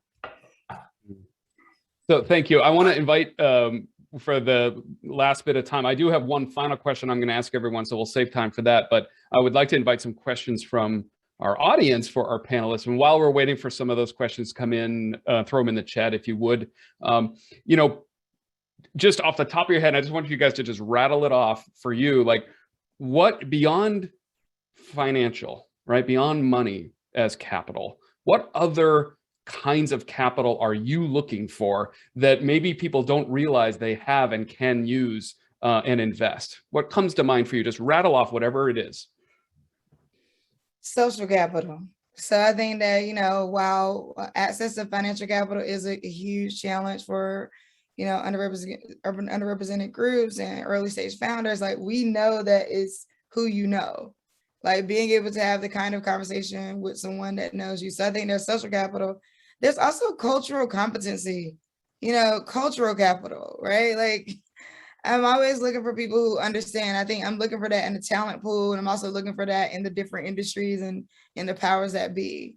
But investing your influence, right? Especially if you are an organization, corporation that has that cultural competency is like one of the biggest things that you can do. We've seen it internally at Black Girl Ventures, but we've also seen it through the founders that we work with, especially like work with people like Nike, right? Like it was cool to get granted from Nike, but the game changer was when they released the statement, they released us in the headline, like Nike partners with Black Girl Ventures, even though they had given to NAACP and Black Girls Code.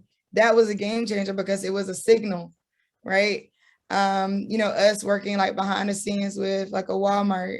So our one of our founders, she was like, I'm going to pitch to Walmart and I'm nervous. I said, okay, well, I have somebody at Walmart that you could pitch to.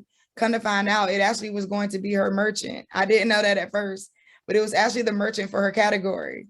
She pitched to them. Now she'll be in 250 to 500 Walmart stores in the spring, right? Like these kinds of things. I mean, this was all about investing influence. And that's a part of why I built Black Girl Ventures. It was, could I build something strong enough where we can invest influence and capital to actually take founders to the next level and create that legacy, the wealth building, because they're going to become the philanthropists, right? They're going to become, they're going to become the next layer of what this capitalist system hopefully changes to be something that is more helpful to the environment and us all as people. I'll just firstly +1 to that on social capital. Any of us who are in a position of privilege, we have the opportunity to open up our networks first and foremost. That's a very easy thing for us to do. And then be willing to step aside for other people to have the opportunity. Say like, this is a space that we should be listening to the voices of the people who know the experiences that we want the solutions to the problem that we are trying to solve. Don't try to be the fixer of everything. I think that's really important. It's to open up your network and let the opportunity move along, but don't try to be too much in the middle. Step aside, give up power. What are your thoughts? Yeah, Jasper? I have to second or third that about the social capital. And it's funny because that's exactly what it came to my mind. And I think that with Indigenous communities, we've been the biggest impact on our lives on a day-to-day basis is just the erasure of our people and of Indigenous people in this country. And so I would just say, reach out to those Indigenous communities that are in your communities. They are there. You might have to find them. And actually, Connecticut, you don't have to look that far. But what are the issues that are impacting those local communities? Because those usually have some sort of national impact or even universal impact in terms of climate change.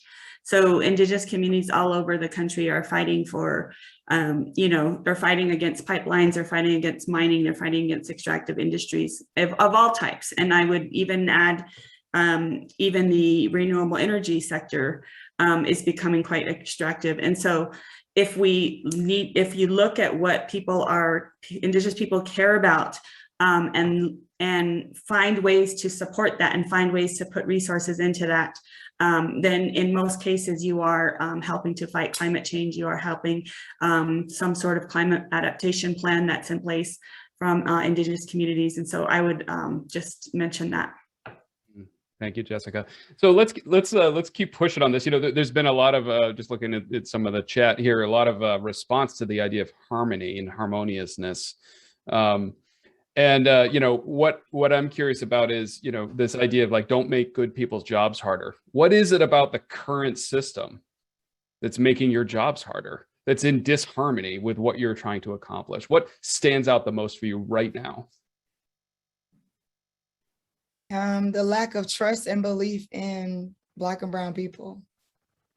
I think that's it. Like the lack of trust and belief systematically in Black and brown people. Yeah, this whole risk is code for distrust. I think that's people talk about like risky investments. It's risky to invest in impact driven companies, but it is code for exactly what Omi was talking about. Huge barrier. I think just that people in power just, there's this whole movement now to say, we want to hear from you. We want your voice in the room. And then when we do say what we need, it's like, okay, but we still have this policy we're trying to pass. That we'll get to that, but there's this policy, that needs to be passed. And it's like, I mean, listen, like really listen. And when we say we need this, we do need that.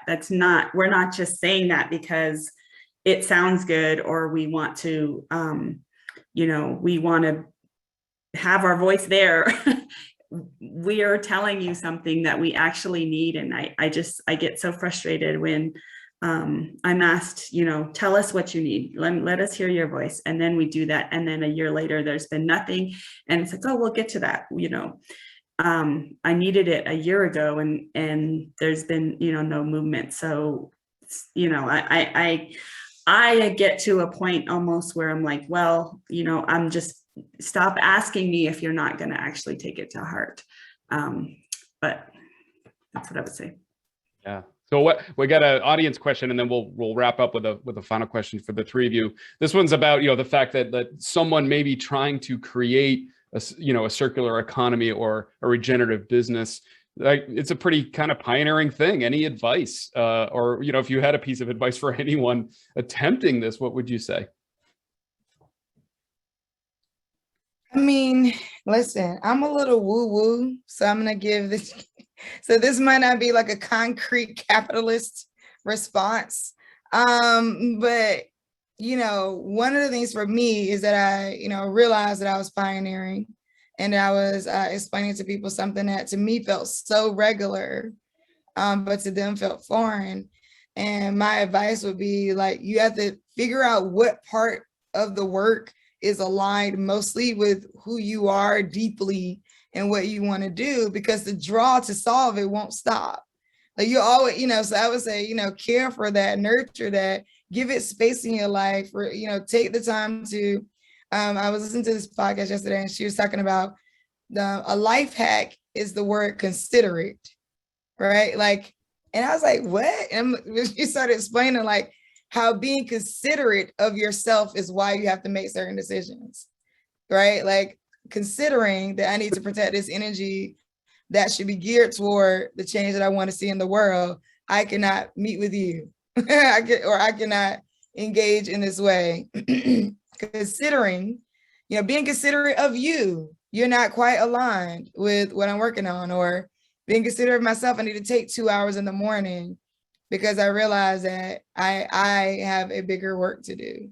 So I think there's some of us out here who like, it doesn't feel like pioneering because it's just, you're wired for it, but you realize that when other people's reactions that you're pioneering, you're like, oh, you didn't get it? Oh, okay. And just know that trailblazing means you'll leave some things on fire, and you have to be okay with that. Nice. Allie, Jessica, what do you have to say about this?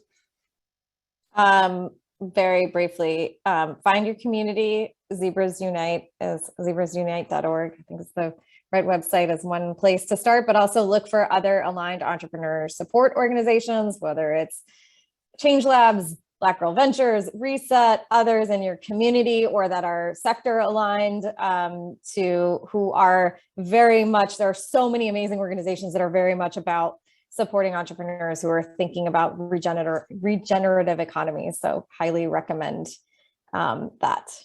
Yeah. Oh, I don't know. I do love the idea that when you're trailblazing, you're going to leave some things on fire. That actually makes me feel better. Just hearing that, because I'm like thinking every day, thinking of, oh my gosh, yesterday I lost a few hours of work because my vehicle wouldn't start. So I was like, oh my gosh, it's nice to have an old vehicle, but not when it doesn't start. So I guess,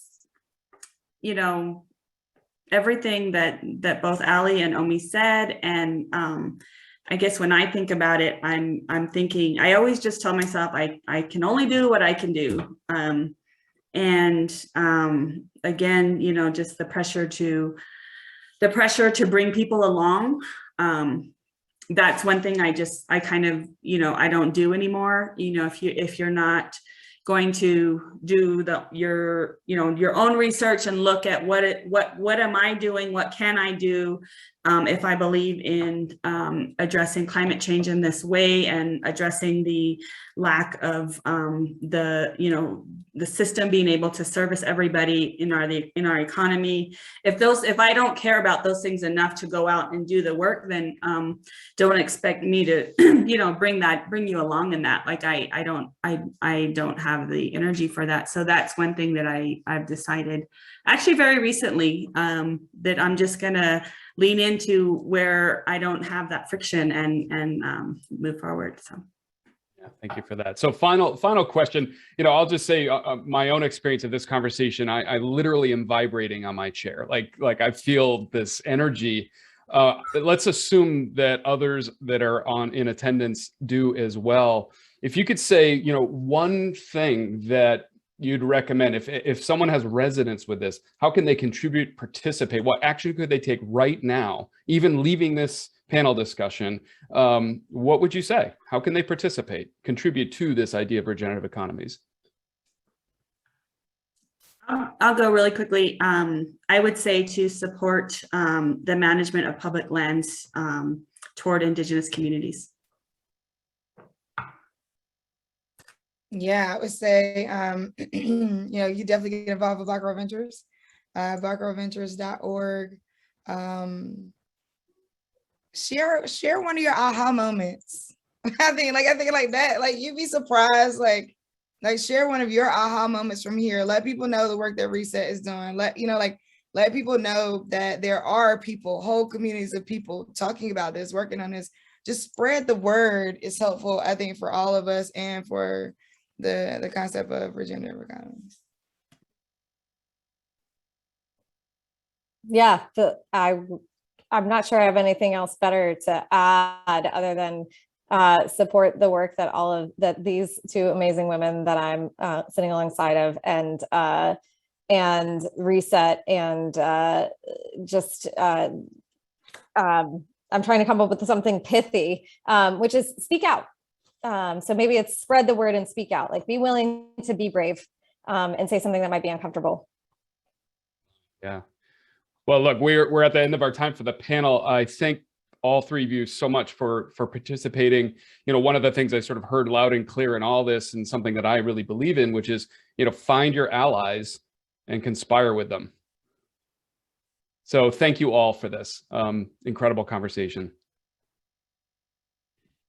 Thank you. Thank you. Thank you. Thank you all. I'm jumping in here to echo all that gratitude and to also give a big thank you to Brent for engaging in this conversation and taking us through this really inspirational discussion. I'm also vibrating in my seat. I really love that expression.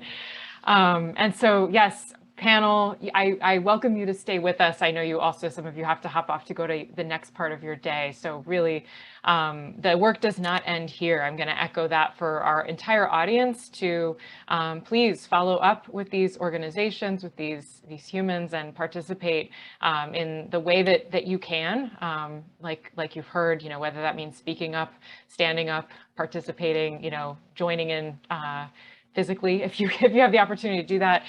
There's so many ways, and I think hopefully as we round out the next hour together, we're going to try to really bring this back into some action steps and some local initiatives. And really, this is where I'm going to invite our entire audience to really participate more fully for the next hour, or a little less than an hour.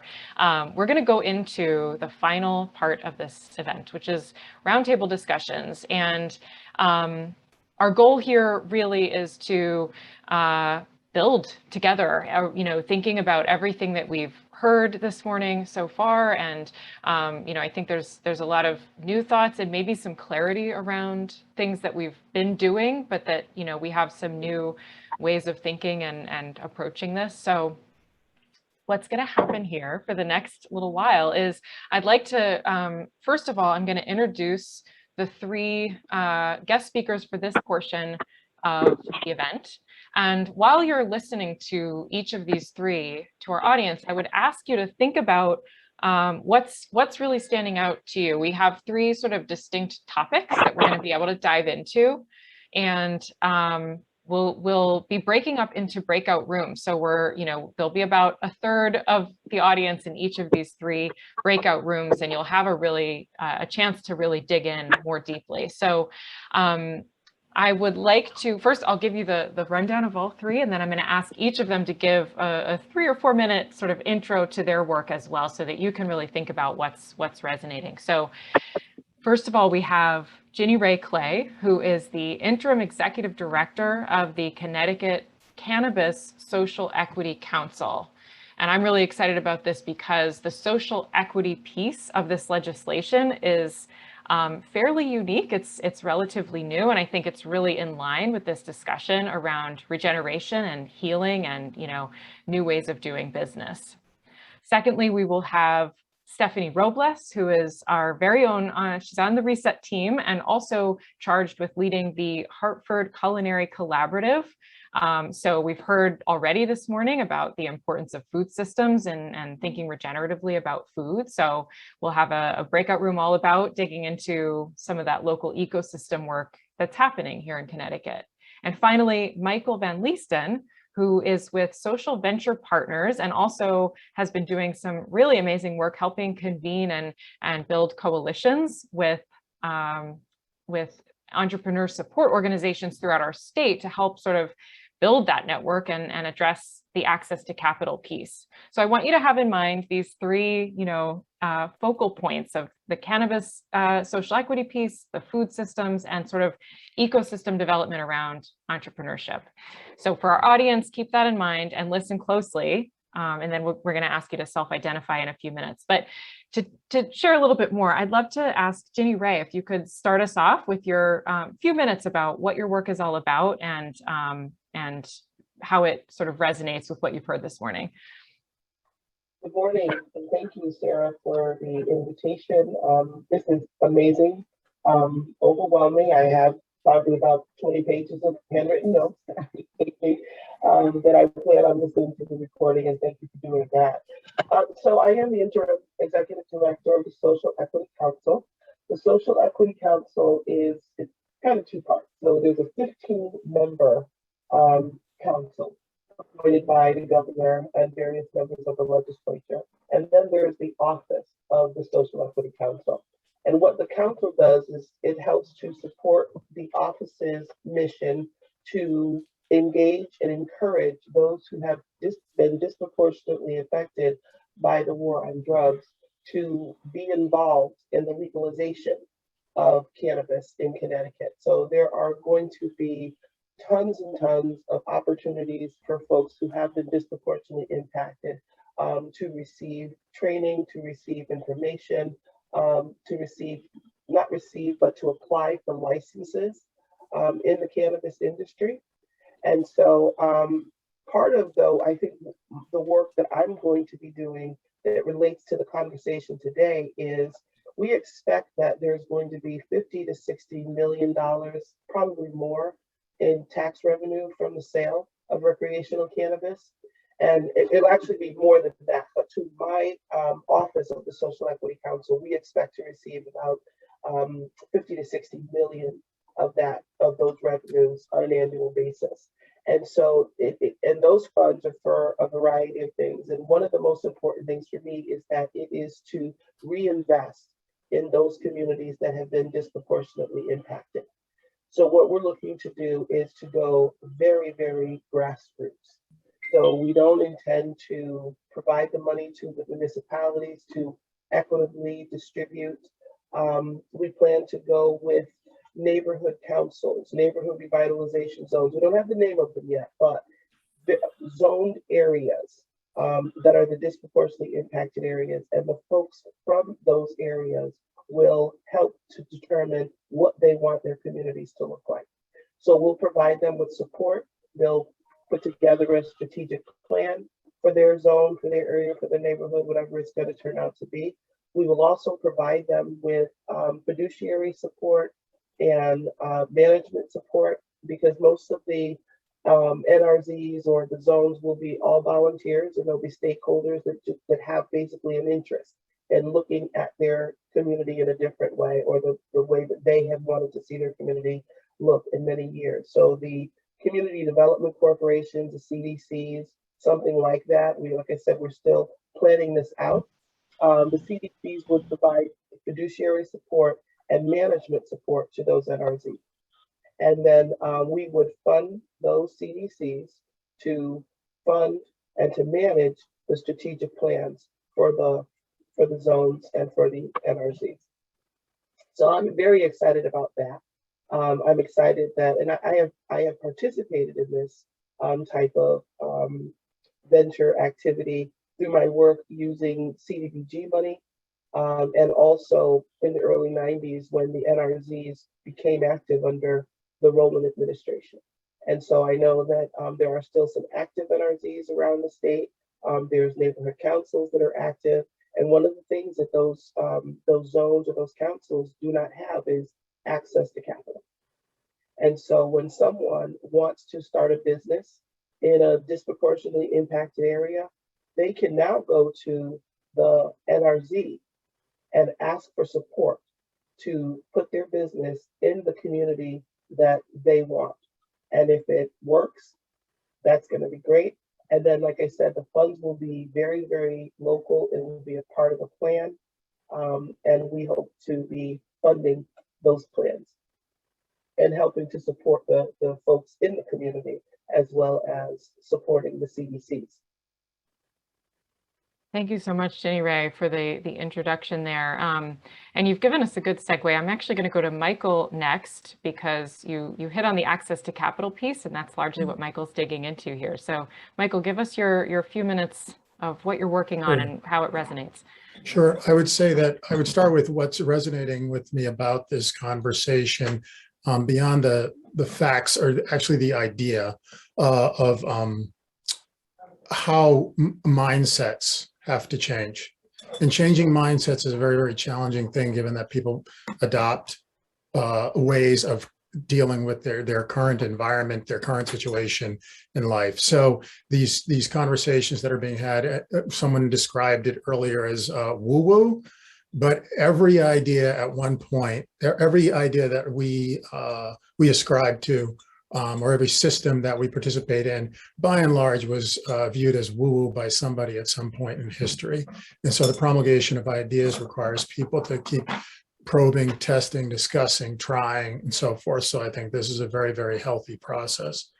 I'm part of an organization that's very focused on systems change in workforce development, and minority business development or small business development is an extension of that, and also early childhood, the early childhood sector, which includes both education, preschool education, and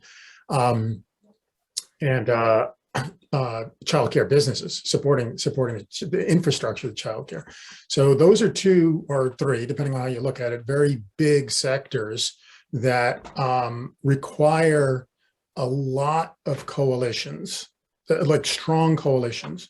So then someone else earlier mentioned, I'm sorry, I'm not remembering people's names, but mentioned that oftentimes when you get a seat at the table, then you tell people what you want, and then people go, well, we'll deal with that later. That's not really part of the process, whatever. And so that's the other thing that I've been working on in terms of building out the Governor's Workforce Council, so that we have the communities that are actually going to be most substantially affected by the policies and funding that flow through the Office of Workforce Strategy are actually that money is being funneled and those policies are being formed with the voices of the communities that are going to be affected. The other thing is with respect to just one other thing about mindset change goes hand in hand with working collaboratively. What's become evident to me as a student of economics and traditional economics, I have an MBA and I majored in economics in college, is that the structure of our entrepreneurial support organizations, the structure of that sector right now is suboptimal because it has a very Connecticut vibe. And a very Connecticut vibe is we're very culturally into localism and individuality, which has had its strengths over the course of history. But at this point in time, a lot of systems have not been sufficient to serve the needs of the people that need to be served and need the help. And so we have to work collaboratively to take advantage of the resources that we all have. And actually, there's something called Pareto efficiency in economics, where it's the best possible outcome for the most number of people. And we are nowhere near that, even within the ESO sector, as far as I'm concerned. And so and I also see the ESOs as a linchpin, as an incredibly, incredibly important resource in the midst of all of this, because they can be the hub that connects entrepreneurs to capital, to resources, to mentors, et cetera. So I'll pause there to say I've enjoyed this conversation. I can't say that I've fully understood everything that people have said, but that's what's sort of intriguing about it. And I look forward to seeing those of you who join me in the breakout room. So thank you so much, Michael. And lastly, Stephanie. Hello, everybody. I'm so excited. Thank you, everybody, for just such glorious conversations. All the food for thought. When you see me looking down, it's because I'm vigorously taking notes. It's just been so very exciting. Hello, everyone. My name is Stephanie Robles. My pronouns are they and she. I am the food catalyst at Reset, and I facilitate the Hartford Culinary Collaborative. And so just a little bit about the work that I am doing, that we are doing, because this is a collaborative effort. I work with, and Reset works with food entrepreneurs, local food businesses, where we are supporting business technical supports, social supports, building pipelines and partnerships, doing educational programming for food businesses. I facilitate the Food Incubator Program, which is a 12-week program where each week we dive in on how to build a sustainable food business with the framework of a human-centered business. And so the Hartford Culinary Collaborative is a group of 7 organizations, a group of 7 local organizations that each provide their own unique service for food businesses. So we've got Hands on Hartford that provides shared kitchens. We've got Swift for food businesses that are ready to expand beyond the shared kitchen for long-term commercial rental. We've got Breakfast, Lunch, and Dinner and Parkville Market, which provide vending opportunities. Knox is one of our partners with their Farmer Incubator program and access to local and fresh produce. We've got Forge City Works, which has their workforce development program and also a wonderful on-ramp for their farmers market. And then Reset. And so we are each providing services for small businesses with also an eye towards the overarching food ecosystem, because we believe that food is power. And honestly, how do we build community without breaking bread? We build community by breaking bread. I'm so excited for the roundtable conversation because I very much appreciate that food and agriculture has come up multiple times throughout the panel discussions and the fireside chat. And honestly, I don't understand how we can have conversations about a circular or regenerative economy without having a conversation about food, whether that is from how our food is produced to how it ends up being processed and manufactured to how it is delivered to the client, and how we get to recognize how we have agency throughout each and every piece of that.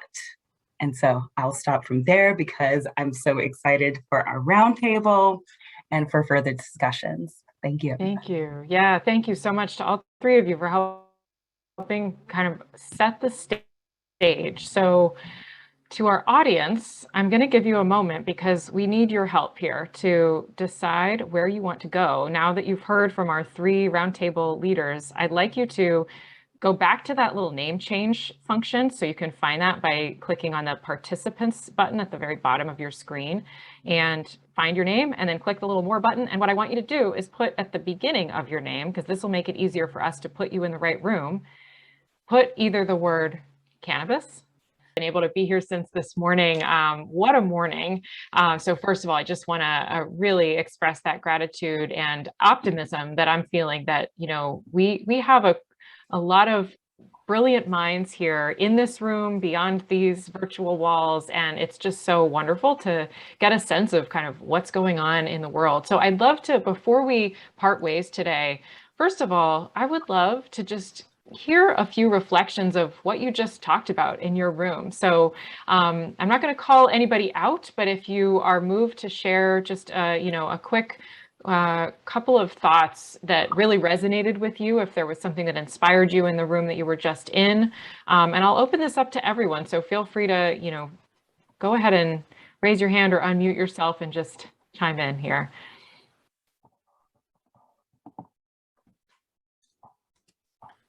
I'll just jump in really quick. I was in the cannabis room, so it's the title. I don't know much about the industry. That was kind of new for me, but really interesting discussion. But I have to say, I love the focus on equity, and I love what they're doing. And they're talking about the licenses they're going to grant, like 50% to. I'm totally blanking, but those who have been disproportionately affected by the drug war. So like, and I really just love that there's a sincere, like, equitable focus on what they're doing. So bravo. Thanks, Karen. Yes, thumbs up from Ginny. Ginny Ray, awesome. Other reflections, inspirations?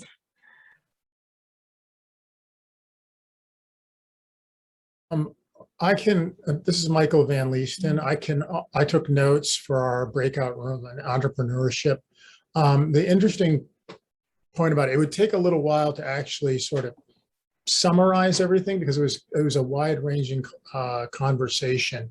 But one of the things that was very interesting about it was how do you build a system, environment, ecosystem where collaboration and sustainability practices are part of the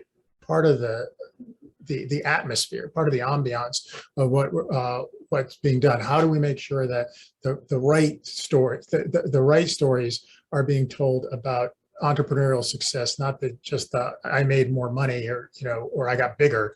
How do we make sure that the leadership structure of these organizations is more collaborative versus and addressing there are challenges in doing that.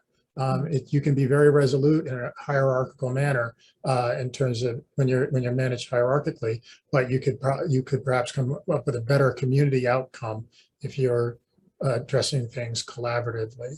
And in order to do that, you need to practice doing that. So that's just some of the things that came up that I immediately come to mind as I scan these notes. And there was also, we were talking about worker-owned cooperatives, and then there's one in Wellspring, which is in Springfield, a worker-owned cooperative that is modeled on the Evergreen Cooperative in Cleveland, Ohio. So that's the Evergreen Cooperative in Cleveland, Ohio. And also we had talked about the Mondragon Corporation in Spain, which is an insanely successful worker cooperative in northern Spain. That is fascinating to learn about. You can find it on Wikipedia. It's all over the place. So those are some of the things that came up. I apologize. I will have to leave in 3 minutes for something else. We all will. No worries, Michael. Thank you so much for that share out. I'm wondering, I'd love to hear one reflection from the food room. Would anyone like to chime in?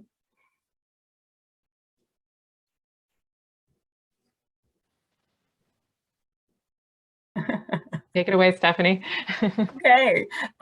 We had like a lovely round of intros and got to know folks, and then had some lovely conversations on what are some of the steps that we can take. We ended up getting into a conversation about misfit market and like all of the different framings and ways like it made folks think about how their food is coming to them. It made folks think about the supply chain, but was it actually useful because it did still use an extractionist business model and things like that? And so how do we support some of the local work that is happening? And also thinking about waste and how we really need to take food waste into consideration, whether that is through compost, cleaning, reusing seconds, things like that.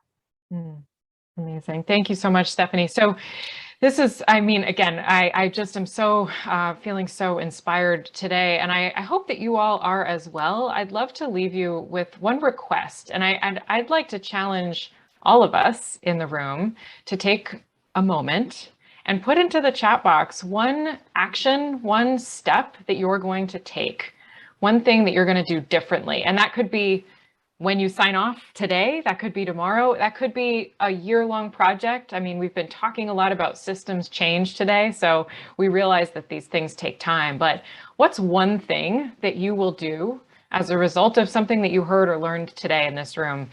Please put that in the chat. I think we can learn from each other also and lift each other up in identifying the places where we have power.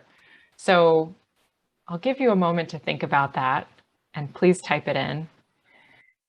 And lastly, we would also really love your feedback for where we go from here with these conversations. So with immense gratitude to all of the humans and individuals and the speakers that made this event possible, we're already thinking about what this looks like next year, and would really love your input as our community about what you'd like to talk about, what worked about this discussion today. Help us inform where we go next, because as we've heard, we're all constantly learning and evolving, and really want you to have a role to play in that. So there's also going to be a link shared with you in the chat box where you can fill out a very brief survey and provide that feedback. And really, we look forward to building this together. With that, it is noon. I see the chat is being flooded here, so we will hang on for another minute for anyone who needs to get your input in. But I really just want to thank all of our guests one more time, Michael, Ginny Ray, Stephanie, and the extra facilitators in the room, the entire Reset community, and all of the guests that we heard from earlier. Thank you all for being here this morning. And I hope you have a beautiful rest of your day. Go make some change. Thank you. Thank you so much. This is great. Thank you. Thank you, everybody.